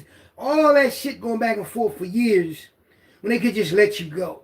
But they wait until the judge, the DA, whoever is prosecuting the case, and witnesses, they wait till they dead or retired, and then they want to give you some justice. Shit is rigged, man. That's why you youngins, man, if y'all want to be a gang or a drug dealer, you need to learn from our past, man, and learn that the system is against you. That's why they put drugs on me, but that's why they make us do the hard shit. They're not going to give us the opportunity to get all these foreigners, so we got to get out there in them trenches and hustle. But when we was doing that, before we got down with white people, we was doing good with the numbers and all that. Before Martin Luther King let everybody get cool with white people. That's when Martin Luther King did that shit. That segregation shit and all of those shit when he wanted us to be with them and when they had a white water fountain and a black or colored water fountain. When we was just doing business with each other with our black Wall Streets and even the white people over there, we was cool. But Martin Luther King got in the bed with the white man to put us together. I don't think it was a bad thing, but I don't think it was the right time for that. No. We weren't in position. We wasn't right for ourselves yet. They didn't reimburse us for all the dumb shit they did to us, for all the burning of houses and lynchings and all the killings they did to us. They did a lot of dumb shit to us, man. We was wealthy. Black people had a lot of shit, and a white man stole it and burned it down out of jealousy.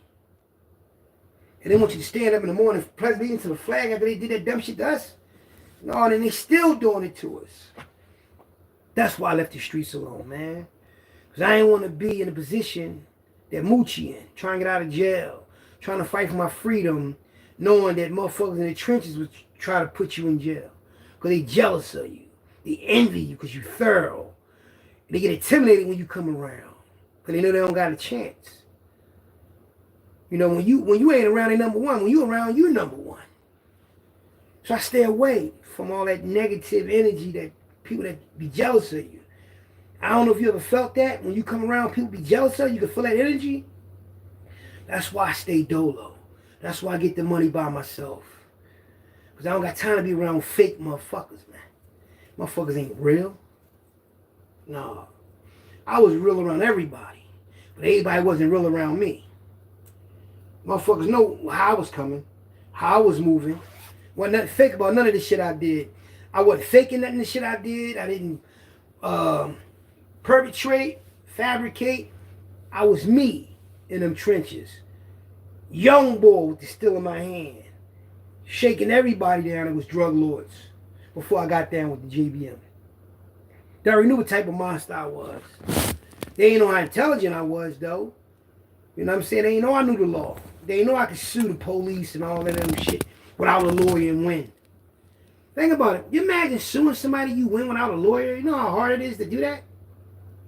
Well, actually, it ain't hard at all. All you gotta do is read some books, some law books, you know, in a courtroom.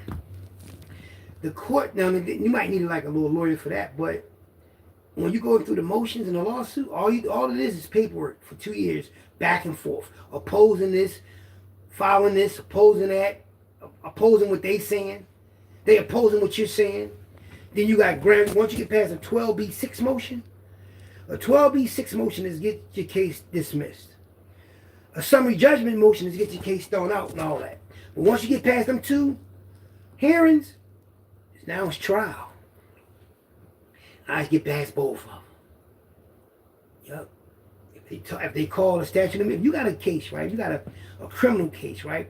And you beat your case, and you want to sue. Say if your case took 5 years to win, right?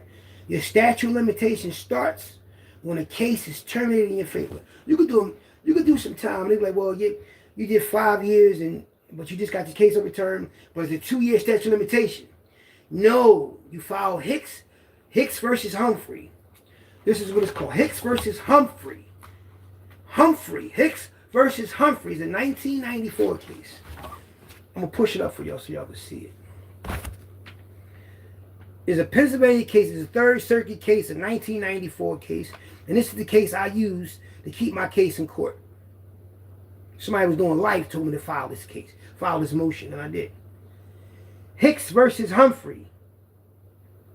According to the Institute for Justice, Humphrey, the Supreme Court ruled that people convicted of a crime are barred from filing a civil lawsuit against police or other officials if their claim would necessarily imply that their conviction is invalid. That's what they say. In 1994, in Hicks versus Humphrey, the Supreme Court ruled that people convicted of a crime are barred from filing a civil lawsuit against police or other officials if their claim would necessarily imply they convicted is invalid. That means, like I told y'all, what is the favorable termination rule? The Humphrey, the Supreme Court established that favorable determination rule, a convicted party cannot bring a damage claim under SS 1983 that necessarily implies the invalidity of the underlying criminal conviction or sentence unless they can show the criminal proceeding terminated in their favor.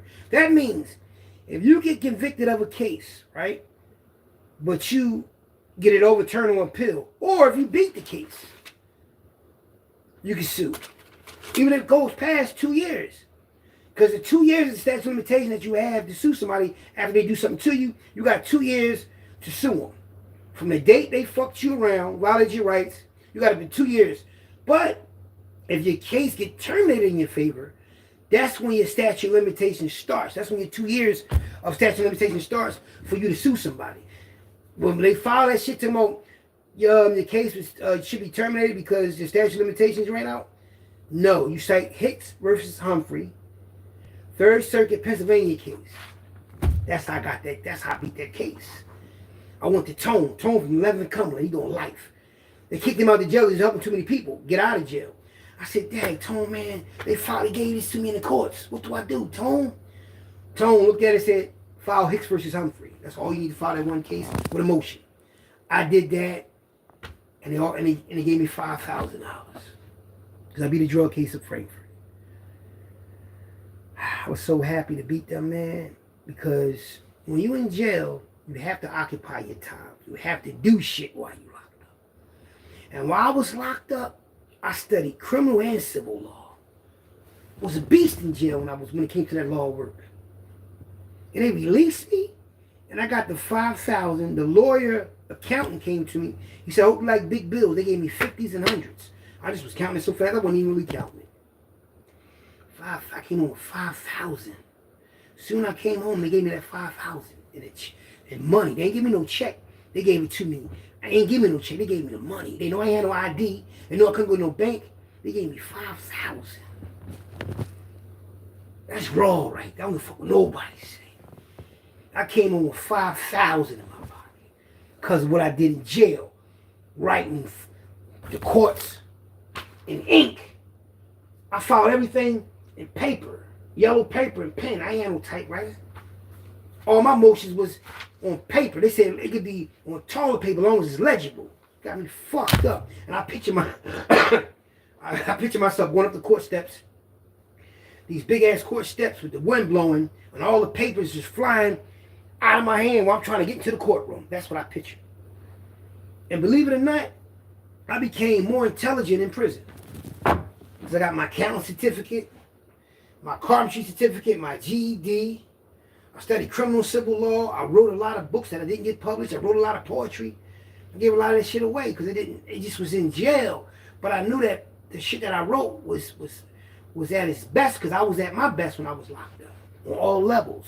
And I was getting money in jail illegally and was fighting for open cases and still was breaking the law while I was in jail and ain't give a fuck. Back on the wall, 4 open cases, didn't even buckle. You didn't even know I had 3 drug cases and a gun cases. I'm rumbling. Beat all but set 1, and then Supreme Court overturned that last case. Overturned my type of conviction. Yeah, overturned it. That's what the public defender lady told me. She said, you know, in that case that you had that you lost, Supreme Court overturned it. Because I had 2 paid lawyers, a public defender, and a court-appointed lawyer for them 4 cases. You know what case I lost? A public defender case. But she told me they overturned it. So I really didn't lose nothing because I didn't give up. Never give up on yourself no matter what the fuck your conditions is. You know what gives me strength? When I see homeless people, man. I stop and I talk to them. I gotta get back down that subway, man, and bring them some food, and bring them some sandwiches like I said I was. You know? I know I threw all that excess waste up out of my stomach like I told y'all, so I'm back to my normal weight now. So now, that's my mission. My daughters, my son, my grandkids, and the homeless, and the youth. That's what I'm focused on, man. I gotta help the homeless. Because the homeless is disguised as, they could be angels in disguise. You know, if you walk by somebody homeless and you don't help them, that could be God testing you. That could be you walk past him and you got a lot of money, whether it's a man or a woman, and they got a sign saying, help me, feed me, and you walk by them and don't help them. That's God testing you, testing your faith in what you really believe in. I help anybody. I can have $20, man. I'll break that $20 up and get them half of it. Because they might need it way more than I need it. All that money I waste on marijuana, I be giving it to homeless people. Or my grandkids. Think about it. All this weed that I smoke, I can take that money, go to the market, buy bread, mayonnaise, cheese, turkey, and make sandwiches and give out them sandwiches in spring water. Yeah. I don't understand how a city can be so rich in sports but have homeless people. Like, even in California, man, like, people become homeless for many different reasons. Man, they have drug problems, they have mental problems. 9 out of 10 be mental.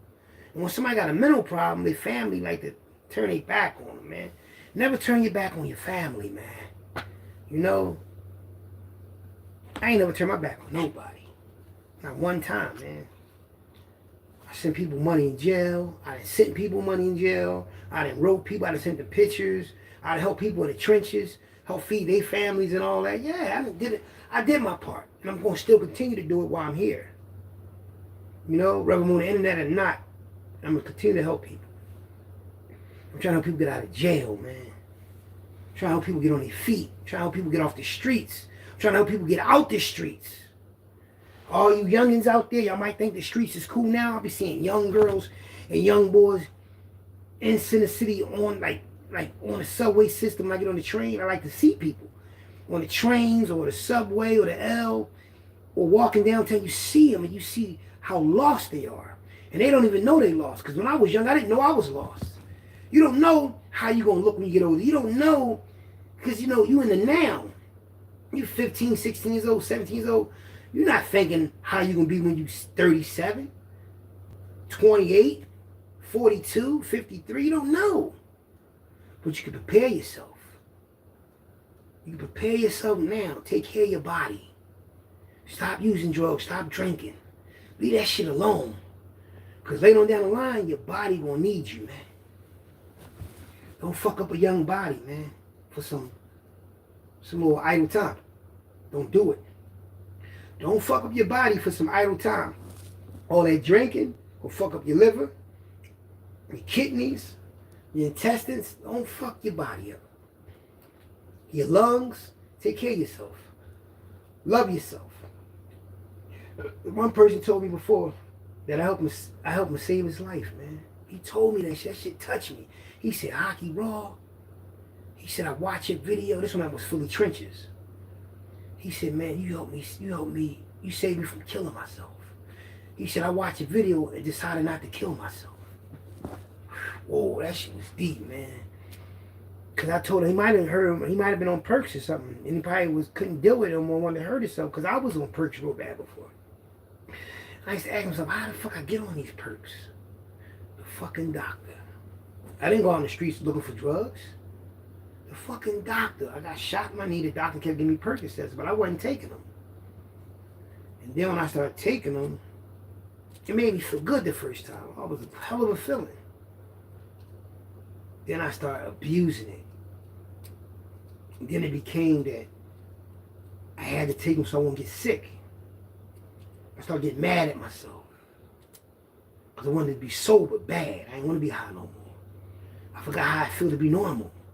I forgot how to think normal. Like, because when you high and everything, you don't know how you're not thinking in your right state of mind. So when I realized the doctors didn't give it to me, then I talked to other people and they said the doctors used to come and pay people to take them. They always go after the people that get high already off something else. They used to come down Kensington with bottles of per green pills and all that. I don't want that. I didn't know what it was. I didn't want it. You know what I mean? They used to come down there and sell their scripts. It's like 2008, 2007, 2008. I don't know what the fuck is this? I don't want that. Whole time, they was getting the city ready to be hooked on fucking pills, man. A whole city. New Jersey, Philly, New York. Everybody was hooked on this one pill. This one rich white family came up with these ingredients and flooded the whole industry, right? The Attorney General went up in the courtroom to try to get this case with these people product off the shelf. The next time they came to court, the same Attorney General was representing that family. That's how deep that was. The Attorney General that was prosecuting this rich family came into the next court date representing that family. That's power. Money. They offered him something he couldn't refuse. His greed helped destroy people's lives, man. They took that shit off the shelf years ago. A lot of people will still be here. A lot of people be functioning right. You want to see a lot of people dead. You want to see a lot of people taking these fake ass pills with that shit in it, whatever they had in it. It's just crazy, man. Look, when I decided to get off the pill, I said, man, I'm not doing it. I've been off it for 5 years, 6 years probably. Going on 6 years now, right? So man asked me, how you get off of them? Well, I went to the doctors. And I asked them, what can I do to get off these joints? And it was Suboxone. But Suboxone is worse than the Percocets because they hard to get off. So when you get on them, you just wean yourself off them. Just take a little bit at a time. Not all like a piece every 4 hours until you don't need them no more. And it's really that easy. If I make myself throw up like I do, then my body won't want anything. Like when I was on them. But a lot of people don't want to talk about it, but I talk about it because it's a reality. One day I looked up, I was on the whole city riding around, hustling. Around the whole city, me and my little team was hurting them from 2014, like 2015 to like 1918, I could say. I had like a 5-year run, I could say, somewhere like that. But what made me get off of them is the price went up. From $20 to $30 to $60. I went up to $60. I said, I can't afford this shit no more because my tolerance is too high. When it was $30, I'm taking 8 pills a day. Now they're $60. I can't afford that like that. So I said, you know what? Even though I'm spending $1,000 to $600 a day on this shit, I want myself back. Motherfuckers got mad at me, man. I used to buy them off because I wasn't buying them no more. How you gonna get mad at me when I'm helping you get money? You're not doing. I don't know what you're doing with your money. You could have been stacking that money I was giving you. I done spent over $500,000 on pills. I know I did. And the hood will tell you that. Because when I interviewed the boy from 17th Jefferson, I'm letting him explain it to y'all better than I explain it to y'all. But when I got off of it, right, that was a big accomplishment for me. Now the reason why I wasn't mad that I was on them was I got a chance to see how people feel and act while they under the influence of drugs, like while they hooked on drugs. See, if you've never been on drugs, you're not going to understand. You know what I mean? So I had the chance to understand both worlds, on them and off them. You know, that's why I don't treat people fucked up. Because God can easily make that you. So when I was on them, I got off of them. Because I wasn't ever the type of person that was a drug addict. I just got on them because it was prescription.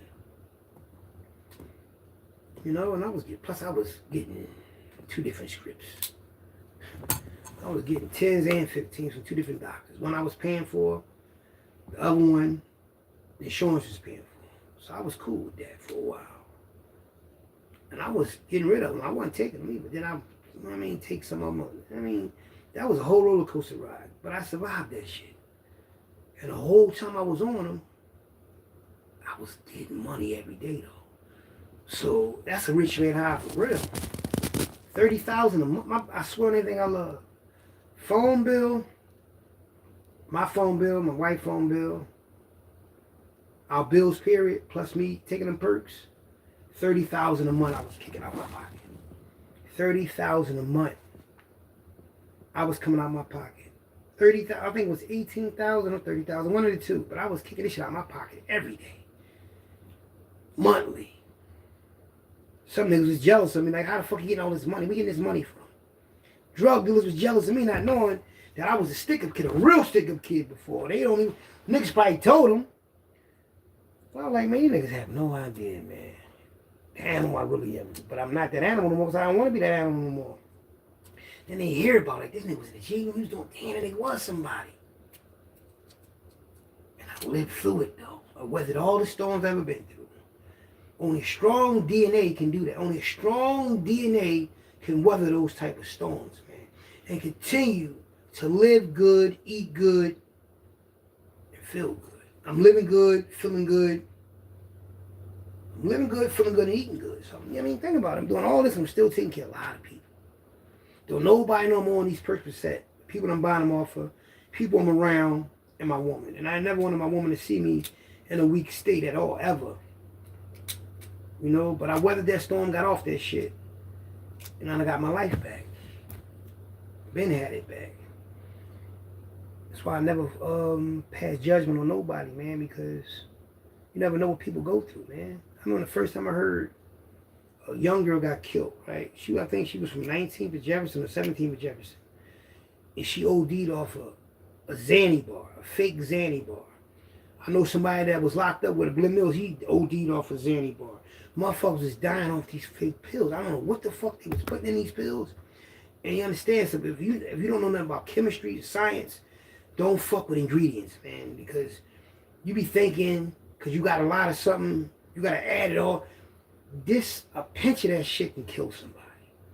And you putting all this shit in a pill, making people drop dead and shit like that, and shit's crazy, man.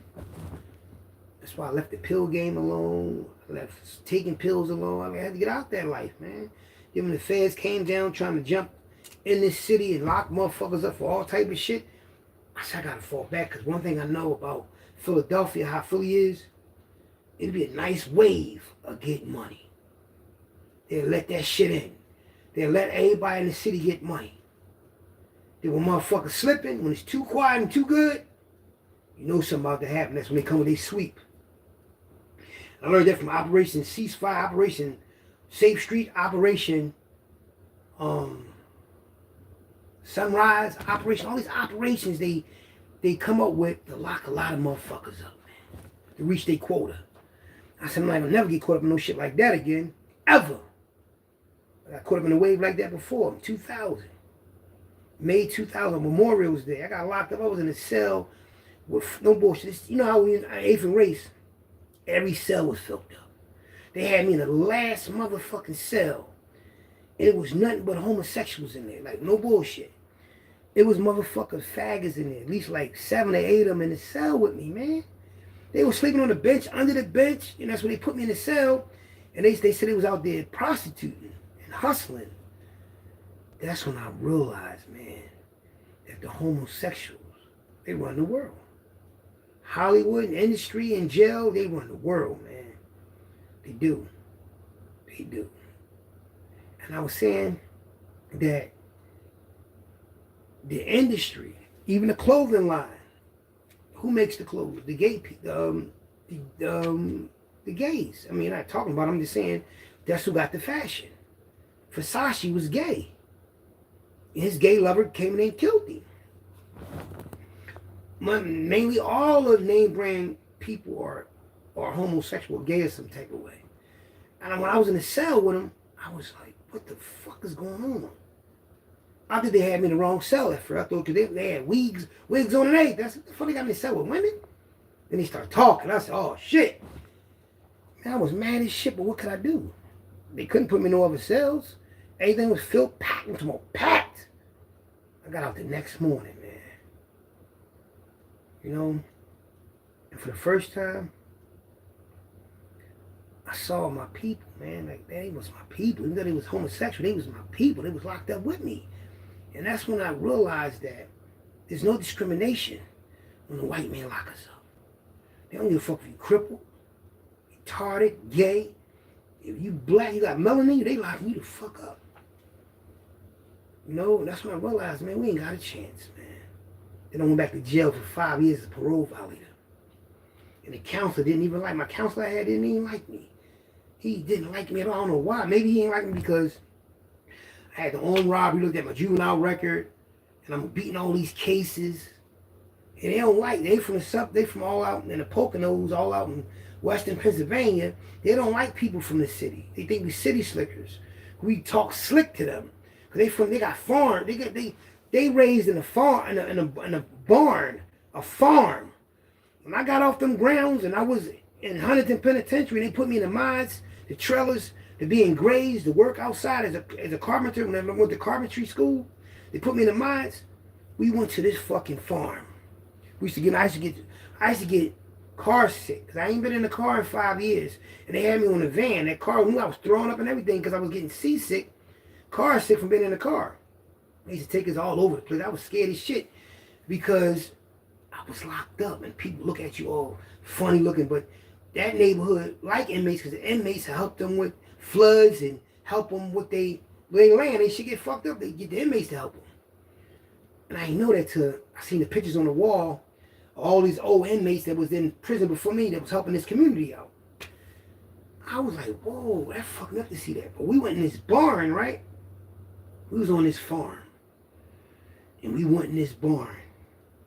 And you ain't gonna believe what was in this barn. The barn was a school. I shit you not. The barn had a school up top and down the bottom. A chalkboard and all that. Chairs and everything in there. They just never knocked it down. They used to have school in barns. They didn't have a real school. So when they made these prisons and these institutions in Pennsylvania, it was only 6 prisons. And now it's 43 institutions because they was trying to save that white population that was dying. They only had out there was coal mines. One of the coal, and them coal mines collapsed. People was catching cancer. That was their only means of working. Kids and everything was in the business. So what they did was they blew them mines up, they blew the mountains up, and put jails there. And gave everybody in the neighborhood jobs. Correction officer jobs, nursing jobs, doctor jobs, dentist jobs, food service jobs, commissary jobs, all type of jobs that deal with a prison to save all these communities. That's why they got them jails there. They ain't built new schools in Philadelphia. They knocked them down, 100 of them. They knocked these 100 schools down. Why? Because they don't want people to go to school. They want people to be in the trenches so they can go to jail. That's why they took clothes from trying to say that we took clothes from out the schools because kids was getting teased. No, y'all put kids in uniforms because y'all want kids to wear uniforms black so when they go to jail they have a uniform on and used to the uniform. The tan pants, the burgundy shirt. The blue pants, the white shirt. You know how many schools, clothes I had to get for my kids growing up when they grew up in that type of situation, even though my kids they could afford clothes, but when I had to go to school and get the uniform, my son went to a private school. And then he went to Dobbins, but he went to private school, a few private schools. You know what I mean? Get a better education. He is highly intelligent. But when I saw that, man, when I realized, man, that if you don't got no education, man, you know, and the way they give you education, then they turn these schools. Why would you tear down these schools? Why would you tear down a school that's right next to a housing project? You tear down the school, you don't tear down the school, you close the school down. You turn the school into a old folks building for older people. Then you tear the projects down and make that for seniors, right? Let me tell y'all something that y'all don't know about housing projects. The one y'all glorify and y'all be repping. Housing projects was made for white people that came home from World War I and World War II to give these white families somewhere to stay since they fought in that war. They made all them housing projects for white people and poor white people, and black people moved in. And when black people moved in, white people moved right the fuck out. Then they start all of a sudden moving these factories and burning these factories down so they can get the money and moving the people in this neighborhood into the housing projects. You might have been born into living in the project and seeing projects, but you don't know the history behind making them. It wasn't for black people. They ain't want to give us anything. In fact, we didn't really need them. We was doing good. Black was doing good in the north. I don't know about down south, but in the north, we was doing pretty good for ourselves. In Philly. You know? Think about it. Look how hard we have it now, and we still making it. We still surviving. We still find a way. The reason why we still find a way is because we are the way. White people, they had their run. They had their run in the 1700s, 1800s, early 1900s and all that. Now it's our turn. You know what they're doing to black people? They're letting all these immigrants come over here. Africans, Indians, from India, Africa, all them other countries, they coming here. Since the late 1800s to 1940, they've been coming over here by ships. Why would you send all these people over here? You got a nation, a race over here, people that help build this country that you're not even helping. Then you teach the people that come over here from other countries that don't like blacks and they put on their applications, when they put white or black, they put white. Look at anybody from Africa on the application, it's going to say white on the application. Put white on your application and see what happens. I bet you they treat you different. I never understood when they said white privilege. White people know what white privilege is. Let me tell you what white privilege is. You know when you got a Cash App card? Matter of fact, you know that PPA money? How they was giving anybody PPA money? Just imagine he was giving out money before that to white people. Giving them free credit for department stores. They only got paid $20 a month. Everybody have a credit limit of $25,000. Right? But they'll use it to pay bills and shit like that and all that. And they'll let them get a house. They used to let, when white people moved out their houses from 1974 to from the 60s to from 1962 to 1975, white people was moving from their neighborhoods to the suburbs. It was called white flight. And guess how much they had to pay to move in the house? You're not even going to believe this, what I told you. $100 down payment to move in the suburbs. That's why when black people move in the suburbs, white people get mad because no black people own that house. It's the only way they can get it, got to own it. White people don't own their house. Then when they do own it, they refinance it and they take more money out. The house is worth more. They know that monopoly. We don't know it. But we slowly know it, learning it. You feel me? They get all this free money. They get all these credit cards and all that credit on it. And if you think about it, and I've been around, I move around, I see shit, I know shit. What do you see white people doing? They don't have ordinary jobs. Okay, school teachers, working in a hospital, construction, lawyers, yeah, like the jobs you know they're going to have. But the jobs, like the McDonald's, the cleaning the floors, the maintenance, the hard jobs, they're not going to let them do that. At one time, driving a bus was a big thing for them. And they was getting real money, real pensions, real taking care of their family, real benefits. But now all you see in Philadelphia is all black bus drivers. They don't even want to work. And they start them off at $32 an hour. Because of the, I guess, the passengers, the black passengers, man. I don't know why people are so mean and evil towards each other, but that Eagles win brought our city together. That one Eagles win brought everybody together. And we had more like that, more celebrations, more intramural sports for our own communities to play it. Even though we got it, but we need more of it. We need more opportunity for kids, for the youth. So they won't be in the street, so they won't pick up a gun. So they won't follow this rapper down a hellhole. So we need brothers like Brian Moochie Thornton back out here because he has this and he has the leadership. Let me tell you what the government do. They can lock up a big drug dealer, right? A Mexican, right? And then they can be after another Mexican cartel that they know this Mexican cartel they locked up the first time don't like this other Mexican cartel. So the feds, they go inside the jail and release this drug lord just so he can help them catch another drug lord. How crazy is that? Shit's weird, man. I think every race should be able to own their own land, their own people, do their own thing, instead of being trapped into being a certain way. Like we was forced into being Americans. We was forced to pledge the flag. We was forced to learn the shit that we learned in school, even though it was cheated, but that was forced on to them teachers to teach us lies. They taught us lies in school, man. When I was in school, they ain't teach us nothing about Black Wall Streets. Nothing at all, man. They ain't teach us nothing about Tulsa, Oklahoma. It's fucked up, man. They locked Diddy up. You know why they went at Diddy for real? Y'all gonna be fucked up on the tape. It wasn't about no alcohol, no shit like that. They knew Diddy, people follow him. You know what Diddy said one time on the internet? He brought up that shit that happened in Tulsa, Oklahoma.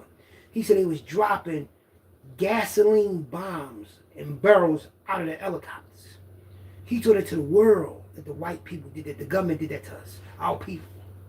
And ever since then, they blackballed him. Because the worst thing a black man can do to white people is tell their secrets, tell the truth. They try to hide the truth from us because they don't want us to have nothing at all. They want us to scrape and struggle. They want us to do everything a hard way and pay us peanuts. Just like they do us in jail. They make us work in these fucking dumbass jobs paying us peanuts. That's why it's good to have money orders sent to you and visits and all that. So when you talk your get money shit, I can back that up with these visits and these pictures and these letters, and we go in the store every week. And I hustle in jail. So it's like, I didn't have it hard in jail because I was educating myself. No, I took jail like Malcolm X took it. I educated myself. I went to school. I ain't play games all like niggas play. You know, I played football and all that and played basketball a little bit, worked out. But I got my education. I was too busy fighting lawsuits and criminal cases. I had time to be sitting there playing around. That's how I got my freedom back. I came back to jail with 4 open cases. Tell me that ain't pressure. As a parole violator. Took me 5 years to beat that shit, but I beat it. Well, last one I lost, but I came home on parole for that. And maxed out in 07. And the more I talk, the more somebody's going to listen and pay attention and turn their life around. That's all I'm on here for, is to make you think.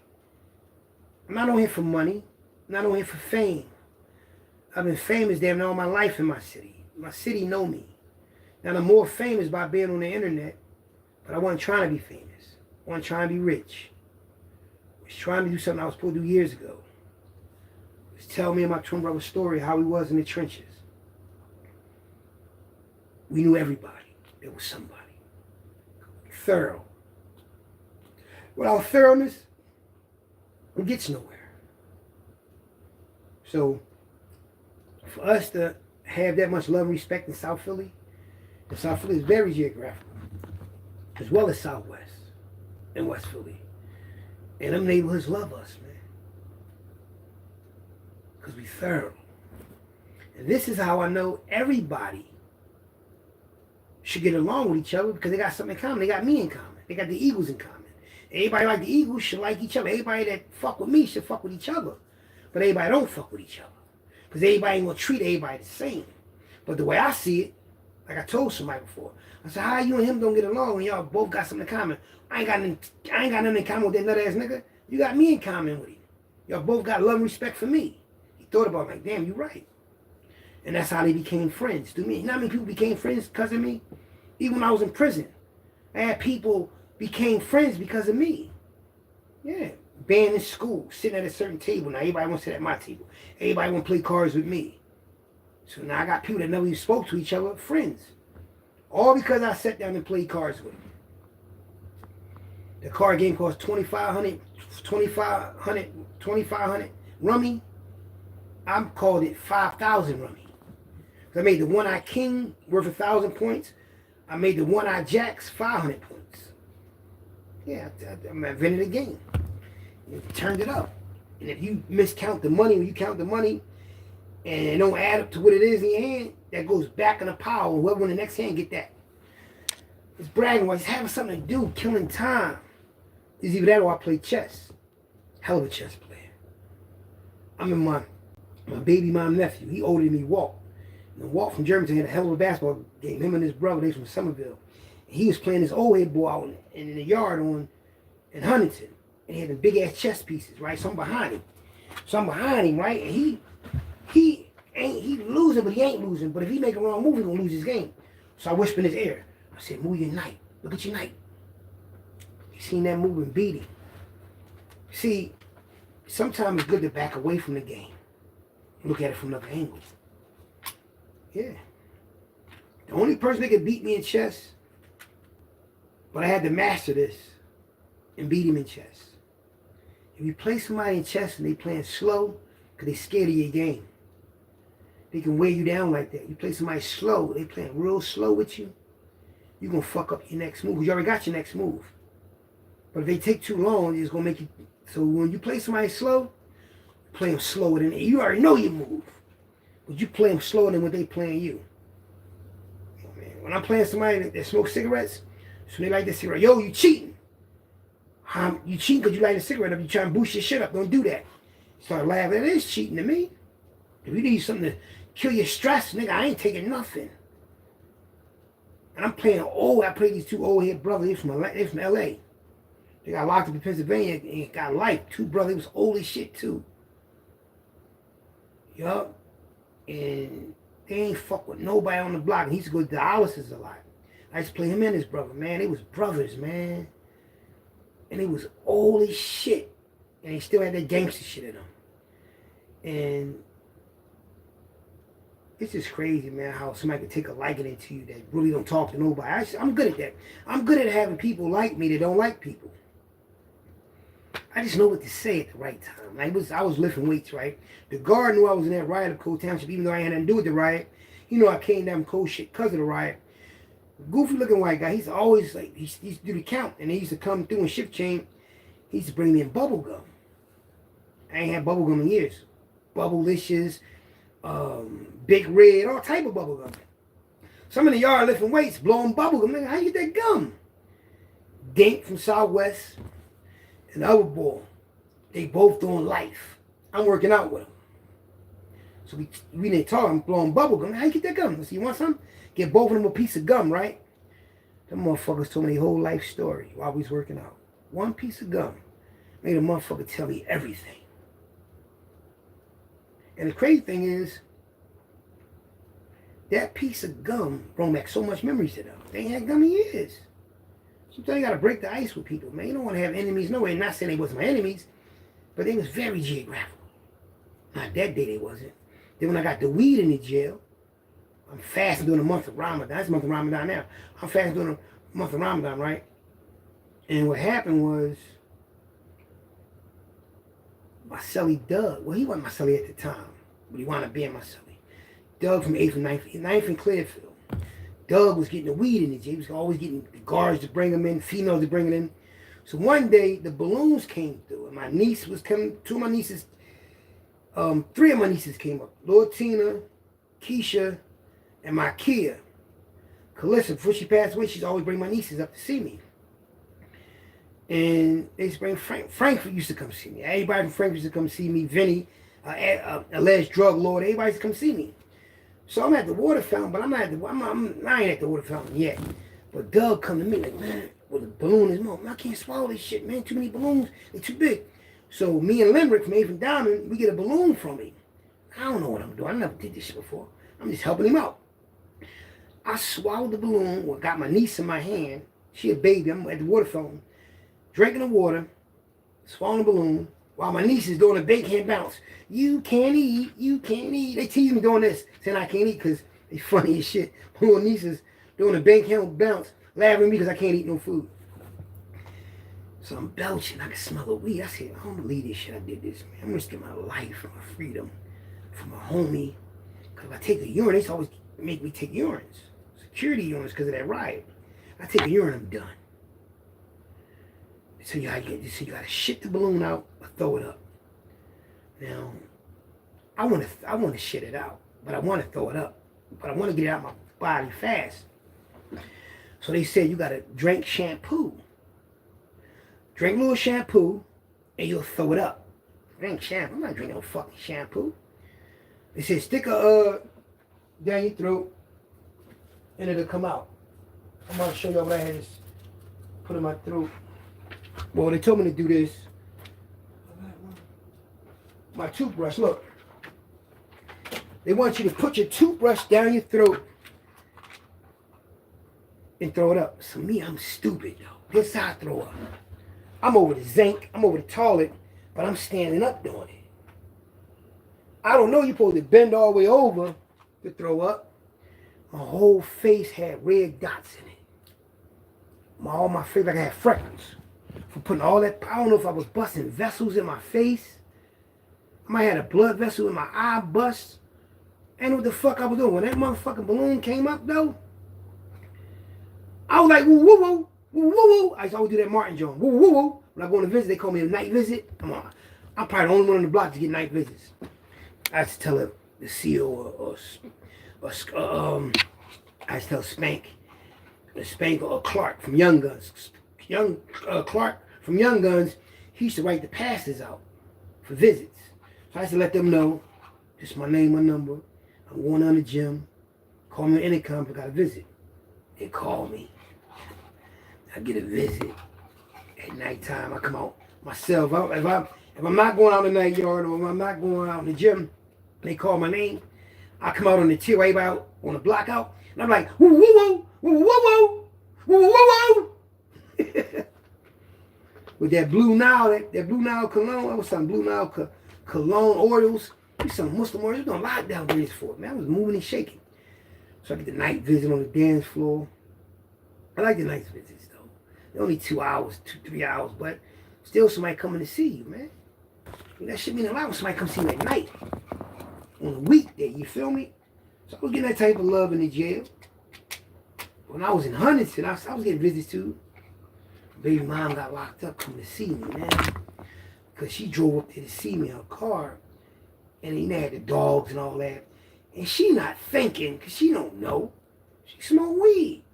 They find a half a blunt in an ashtray in her car and lock her up. Got the dogs on there, my son crying and all that little nut shit. I was pissed off, man. They came all up there. She had to come all up there, go to court. My mom had to pay for the rental car, help out, go to all that little shit. Yeah. She was crazy, but she got out that shit, though. But they do that to discourage your family from seeing you. You know? That's why gelling, let me tell you something, y'all. Y'all need to know this. Please hear this. Please understand what I'm about to say, yo. You out there in them trenches, man. If you go to jail, all the people that you love you, that be around you, that you be around, say if it's 20 people. How many of them people do you think will be there for you while you locked up? You think your people gonna be there for you, but they ain't how shit goes. Out of sight, out of mind. People ain't gonna come see you. People might come see you in the county and all that. You get up in that mountains and then you start listening to that honky-tonk music. Jenny got a gun, Jenny's on the run. Penny with a hole in it and all them type of songs. O'Connor, nothing compared to you. See why Wallow know all them songs? He got used to all them white songs up there, all that time he did. The only thing about Wallow, how you get all that time for armed robbery? And you still got time. See, y'all don't know, Wallow trying to get all that tail. His time, he would crash and all of them, reform. He's doing that for himself because he got a long ass tail. So I don't know how he's traveling. I don't know how he get to go all over the world like that when he on parole. He on paper. So I don't know what's going on with him. You know, I'm trying to get motherfuckers out of jail. I ain't trying to get their time cut in half while they on the streets. I'm trying to get my homie, he trying to get his shit so he can do a lot of other shit with his life.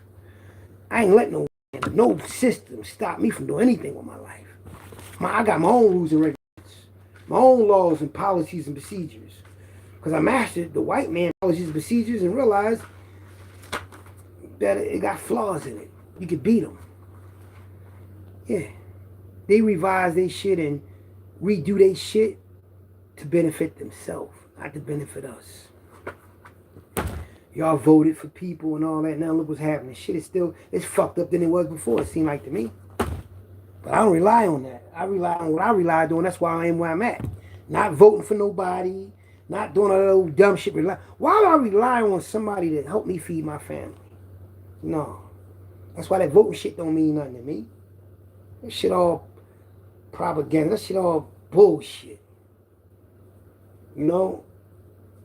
But wake the fuck up, man, and understand what your rights are and what you eligible for. You know? Because all the shit that you eligible for, they give it to the white. They give it to their own kind. There's nowhere in the world you should be fucked up in this day and time. Nobody should be. But the only thing slow us down is drugs. Drugs and the music we listen to. That bullshit.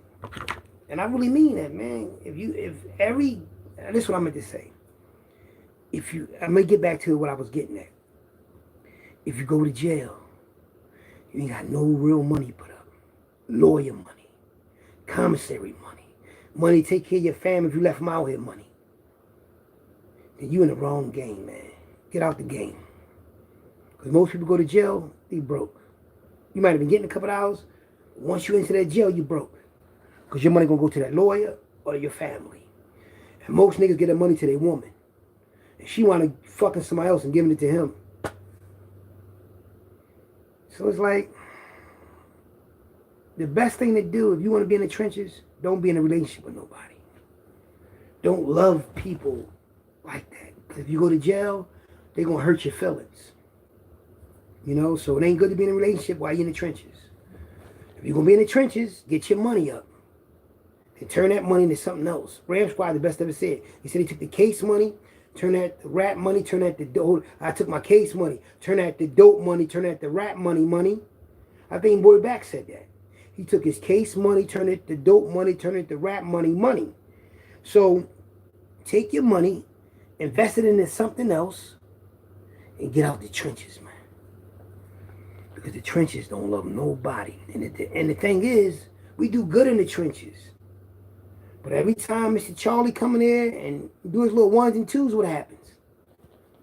They lock us up. They force you to become a killer. Because you're in the trenches. The average motherfucker in the trenches ain't born killers. They born survivors that turn into killers.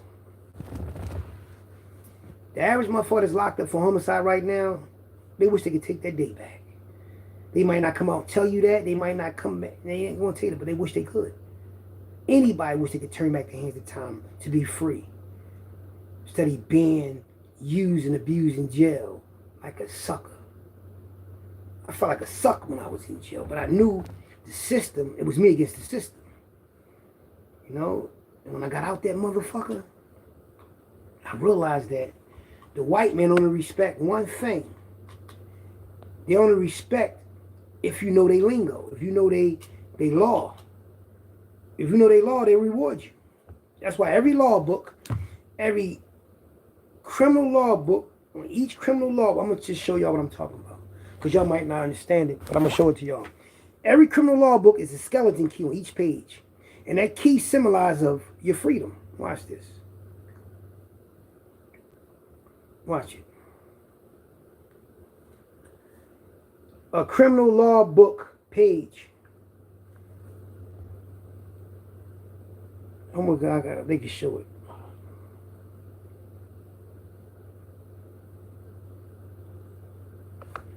Criminal law books with the skeleton keys on each page. I'm about to show y'all this. Y'all want to study something? Study the law, man. Study the law, man. Y'all want to study something? Study the law. Look at these keys. I'm about to show y'all something. I'm about to educate y'all on something real fast. Because I'm freestyling. When I'm freestyling, that's when I'm at my best. Look. These are the law books right here. You see them?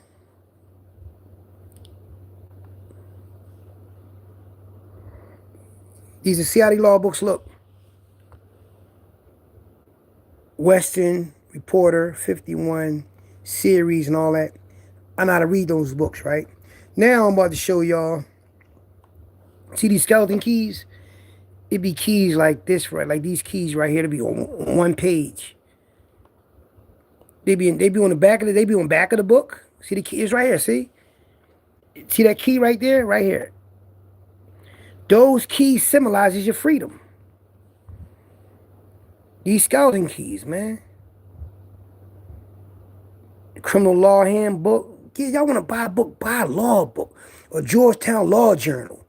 Buy y'all something that y'all can educate y'all so y'all can know the law before y'all even go to jail. That's why I advise anybody. Watch this. Georgetown Law Journal.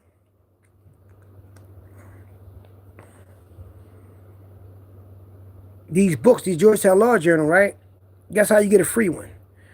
All you got to do is tell them you had one and it got burned up in the fire. You wouldn't know if you can get another one for free.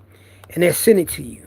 I had so many law books. I had so many law books and so many policies dealing with Philadelphia system. And I left it with this guy named Turtle. He called him Turtle from Pittsburgh. He was doing a lot of people legal work. He was a Muslim. He worked in a dishwashing room. He used to clean the pots and shit and all that. But he knew that law. And before I went home, before I went out to the mines, I gave him stacks and stacks of policies. Police policies. The criminal procedures. The shit they got to do in a crime scene. The shit y'all don't know that the police supposed to do. And if y'all seen all this paperwork I had, y'all know damn well the police didn't read all that shit. They don't know the law like I know the law. They only know their policies like I know them. That's why when they come at me, I'm like, what? he did that wrong, he did that wrong. Because I studied this shit before I gave it to him. The reason why I left it with him, because he's fighting people cases. So I gave him more ammunition to help him continue to make money off people in jail to help them get home. He was fucked up. I gave him all that. I could have took all that home with me. But I'm not a selfish motherfucker, man. I ain't one of them type of dudes that keep information for myself. I share information. I was sharing information with y'all since I've been on the internet. You know? So people don't understand somebody that's real like me. Y'all might have thought I was a clout chaser or a mean motherfucker on here. No, I'm just keeping it real with y'all, man.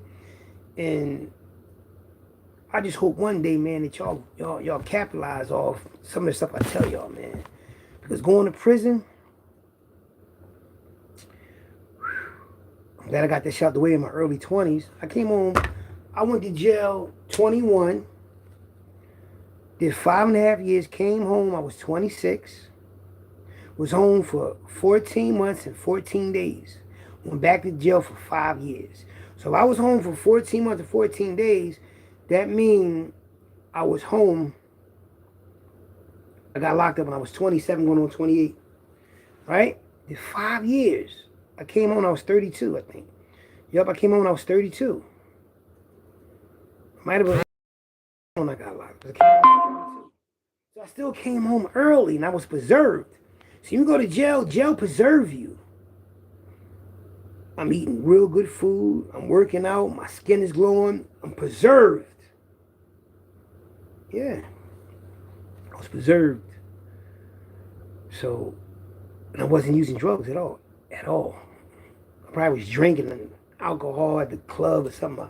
Buying champagne, balling like that. But other than that, no, man, I was actually at the big crap games with a bottle of champagne in my hand, the Lexus right there.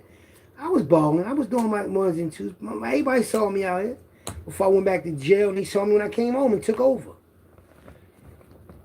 But I only did it to keep the name up and all that. Hockey raw back, eat up my people's here, double life. Khalif, he said, eat off your name when you go home. Come on out there, like Frank White, took over again. But then I start to see the people in my neighborhood, man. I'm making the money. They smile in my face. They got kids. Christmas time come, holidays come, first of the month come, and they sitting there flooding their money on my block, and their kids need school clothes and shit like that. I said, I can't do this no more. These are my little cousins' homies. No. But that's all they know in the hood is to sell drugs.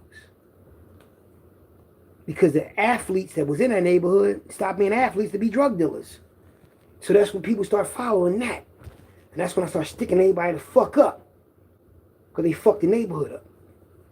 So, well, you can say the Black Mafia fucked it up. But it was respect and order. You still had swimming teams. You still had a lot of intramural sports and everything. See, when the Black Mafia ran shit, it still was protocol. It still was order. You couldn't just do anything. You still had recreation. You still had shit for kids and all that. They didn't intermingle, intertwine with the nightlife. That's why I respected the Black Mafia. And the JBM. Them niggas had principle, man. These niggas out here today don't got no principle. No morals. They disrespect grown-ups. They disrespect old people.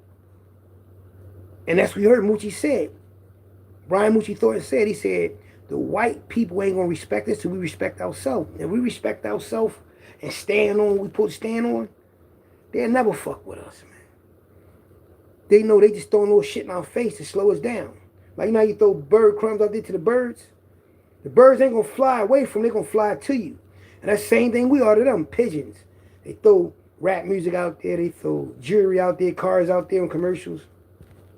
And we land right in front of their face like it's bird seeds. Don't land, man. Keep flying. Keep moving. Don't land for these crackers. Stand together. You're going to fall for anything. You see, y'all be thinking because I Wallow and Gilly, they up here. No, I ain't reason why I came at them. I came at them because somebody told me to go at them who's in our circle, who they disrespected and did dirty shit to. That's why I did. Other than that, I ain't give two shits about them. Because I told you, I don't need nobody to survive. See, this is the worst type of nigga. The motherfucker that kiss ass for money. The yes man. The bootlicker.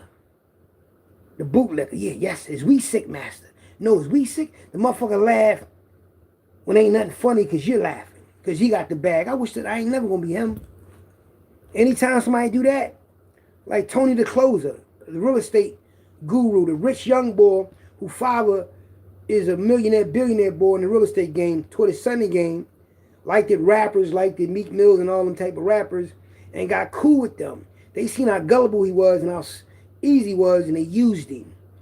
Got in with him, backdoored him with the white boy and cut him out the deal and cut his phone him off and everything. Fleed him to get to the top by using him. That's bad money, man. That's why I don't like niggas like that, man. Tony the Closer. And I asked Wallow, what's up with Tony Closer? Oh, no, it's cool. Because I was going to do something to the boy. But I said, for Wallow, when I seen him at the janaza, at Sean Sutton's son janaza, he was trying to get the fuck away from me real fast with his Philly security. I'm like, this bitch ass nigga. But then I realized he was wrong with the shit he did to Tony the Closer. That's why he got away from me, because he didn't want me to know that he did Tony the Closer fucked up.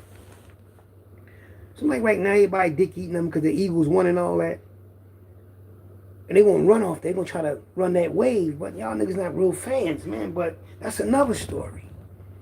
You know? And letting that running back just play for Seattle pick you up like he about to slam you. Only thing that's doing is let people know you easy, man. Like a motherfucker grab you like that, they can take anything from you. Marshall Lynch. Marshall Lynch would have never picked me the fuck up like that.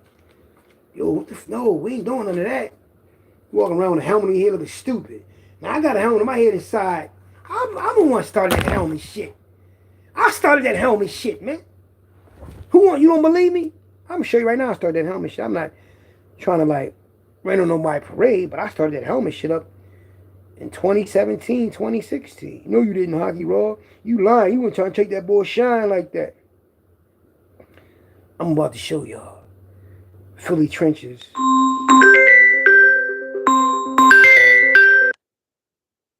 Zah just called me. Cancel the phone right now, Zah. I'll call you after I'm done, Zah.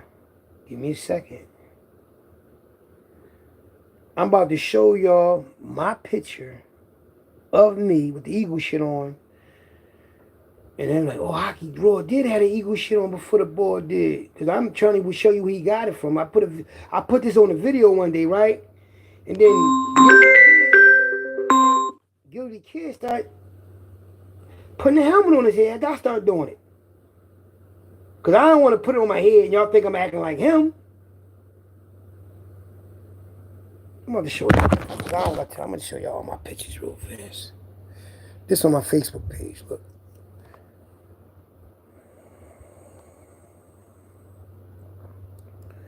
It's on my Facebook page, right? It's all my Facebook. This the girl, Calissa. May she rest in peace. Used to bring my nieces to see me from Frankfurt, man. May she rest in peace. My daughter, Nana, she about to graduate out of high school. This one, Wilder was with them boys with the reform, Krasner, but he was only with them to get his time cut off. And people don't even know that. I'm going to get to the picture with what I'm about to show y'all. When I had that helmet on. I'm just showing y'all this because I want y'all to know. Hold up. I want y'all to know that I didn't copy no fucking body. People copied me. Philly Trenches got copycatted. Soon I put this picture up with me in Walmart with this helmet on.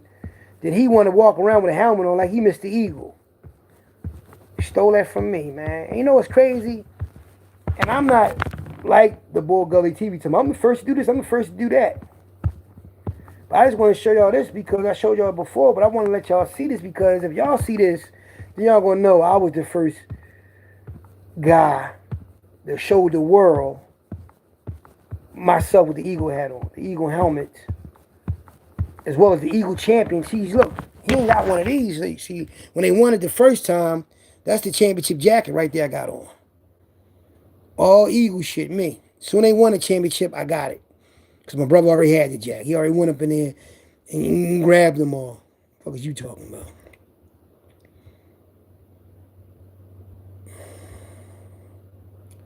I'm about to show y'all these, this is me living life. But once y'all see that picture, I really love the Eagles, though. You know what I mean? Look at my hair on my face. Look at that shit, man. If I let my hair grow, that's how I look if I let it grow out, just like that. But I'm thicker than that, though. And we're just, Hawk, you ain't got no helmet on, Hawk. You just saying that, Hawk. Look at all that Eagle shit.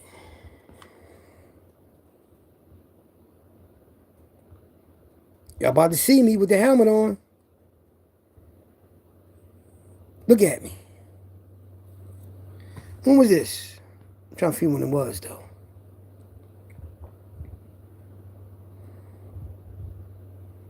I had it on first with that polo shit, with a little gut. Let me see how many reactions. When was this? 2017. This was on 2017, y'all. So why is he copying off me? I had it on first. I just showed y'all that to let y'all know, man. He copied off me first. I didn't copy off him. Anyway, I'm about to end this video. Thank y'all for being on here with me for almost 4 hours. But I'm going to tell y'all something, man. Take heed. Get out them trenches, man. I know it might seem difficult because a lot of drug dealers be like, I'm going to make this much money and I'm going to leave the game alone. A lot of drug dealers get frustrated in this game because I was one of them. You get frustrated. This shit is frustrating being a drug dealer. But if you take that money and you stop shooting dice, you stop getting high, you stop tricking, giving these women all your money and all some crazy shit. Stop buying clothes, trying to look cute. Stack that bread and butter. Get you an LLC and don't turn back, man. Because before you know it, you're just going to be a has-been. Go past one of them beer stores that sell hoagies and shit and beer and all that. And look at the people that be standing in front of it. They used to have money at one time. You always ask the old drug dealer what made him sell drugs in the game and how he got out the game. Because you ever notice, it's never the same drug dealer. Like, unless you got one of them neighborhoods where it's always the same dealer, the same family, which is rare. But I mean, you're going to hear from me. Like I said, I was a drug lord, a kingpin, a drug dealer, whatever. I was on every level when I was in them trenches. And all it is a waste of time, man. And the money is good, but it's just a waste of time.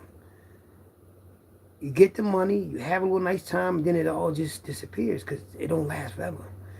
Unless you're selling weight. You know, if you're selling weight, then that shit going to get dry. You got to wait for the next shipment. You know what I mean? Then if the shipment don't come, you might be sitting on money, but you got all these people blowing your phone up. You know, just too much. Then you got to worry about niggas in your circle going to tell on you. You might just be selling niggas some weight. Not knowing he got locked up, and they telling him, we want a bigger fish, we let you go. And the whole time he lying to you to fuck up. You don't even know it. Who you going to trust with your life? I'm not trusting nobody in the streets with my life. Fuck no, man. I'm too intelligent. See, if I didn't have all these degrees and certificates under my belt, I'd be a dumbass nigga. But I'm not dumb. You know? See, I don't go in the courtroom and be nervous. I tell a lawyer what I want I want him to do for me. You're not going to do anything you want to do, and I paid you the money. You got me fucked up. You know? Going there, don't know what to say. Well, that lawyer, man, the judge asked you anything to say. No, I ain't got nothing to say, Yana. You know? Because sometimes ain't nothing to say. You know what I mean? They railroad you, they fuck you around, and you go through the formalities, and then you beat it on a pill, and you sue the shit out of them. Or you sue them soon, you win. I'm on the elevator coming from court, right? And this old head boy, he with two sheriffs. He happy as shit. I just beat my case. I said, man, he said he just beat 2 drug cases. I said, you beat 2 drug cases?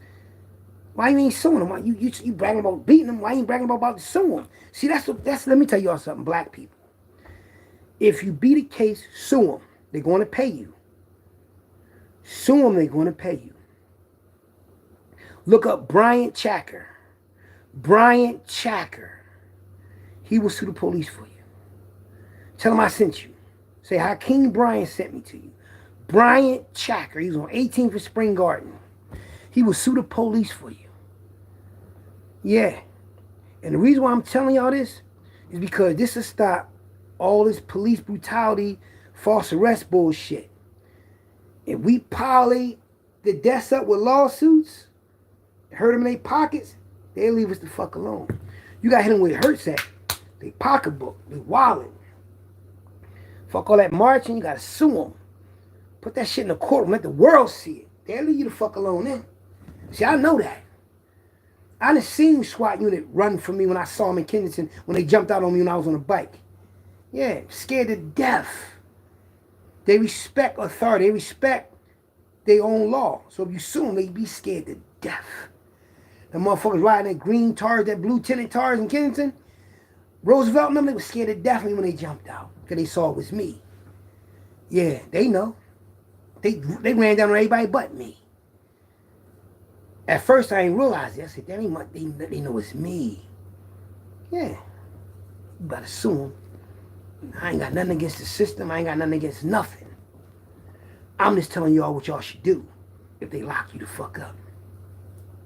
And you beat your case, sue them. Then that'll make way for the next motherfucker they try to violate.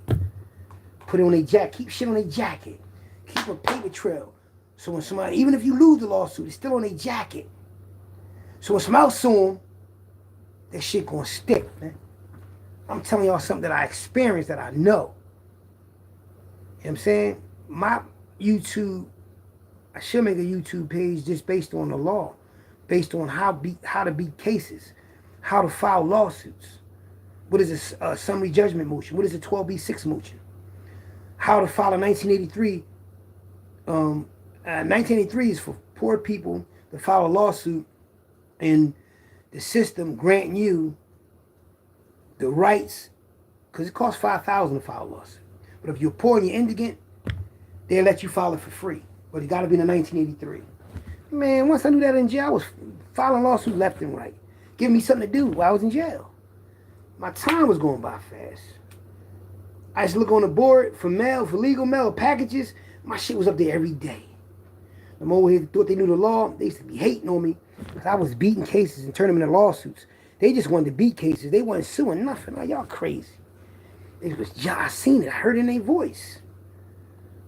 Then when I went out in the mods, it was a black book like this. My motherfucking name was in damn near all the pages from lawyer calls. Yup. I would call my lawyer collect. They accept the calls. Because once I got the lawsuit on the trial level, I filed a motion for the court system to give me a lawyer. I said, this case is too complex for me at the trial level. Can you please appoint me a counsel? Man, they gave me a corporate lawyer who was a rookie lawyer who said they started him off with $300 an hour as his first year. He's not even a partner. And he helped me get the $5,000. They tried to offer me $1,000 at first. He said, just take the $5,000. He said, a bird in your hand is better than bird. He said, a bird in your hand is better than a bird in the bush. That's that rich white man talk. Bird in your hand is better than bird in your bush. Mean take the bird that's in your hand. It's $5,000. That's when I knew, man. I got heard in the court system. You know, I'm proud that I beat them, man, because I know you can beat them. All my black people, people of color, people got melanin in them, Puerto Ricans, Dominicans, Jamaicans, Haitians, Asians. I know even Russians. I know, and Irish too. I know that y'all think that doing illegal shit on the side, whatever y'all doing, make ends meet, and they probably do. You know? And you're probably good at what you're doing. You probably got a tight circle that you never get caught up. But don't never say never, man. If you can, turn that money into something else, man. I know it's hard out here. But you can always elevate your thinking and do something else. Because when you go to jail, man, you're going to fuck up your whole family. Fuck up everything, man. I got that shot out the way when I was young, man. I came home, I was 32.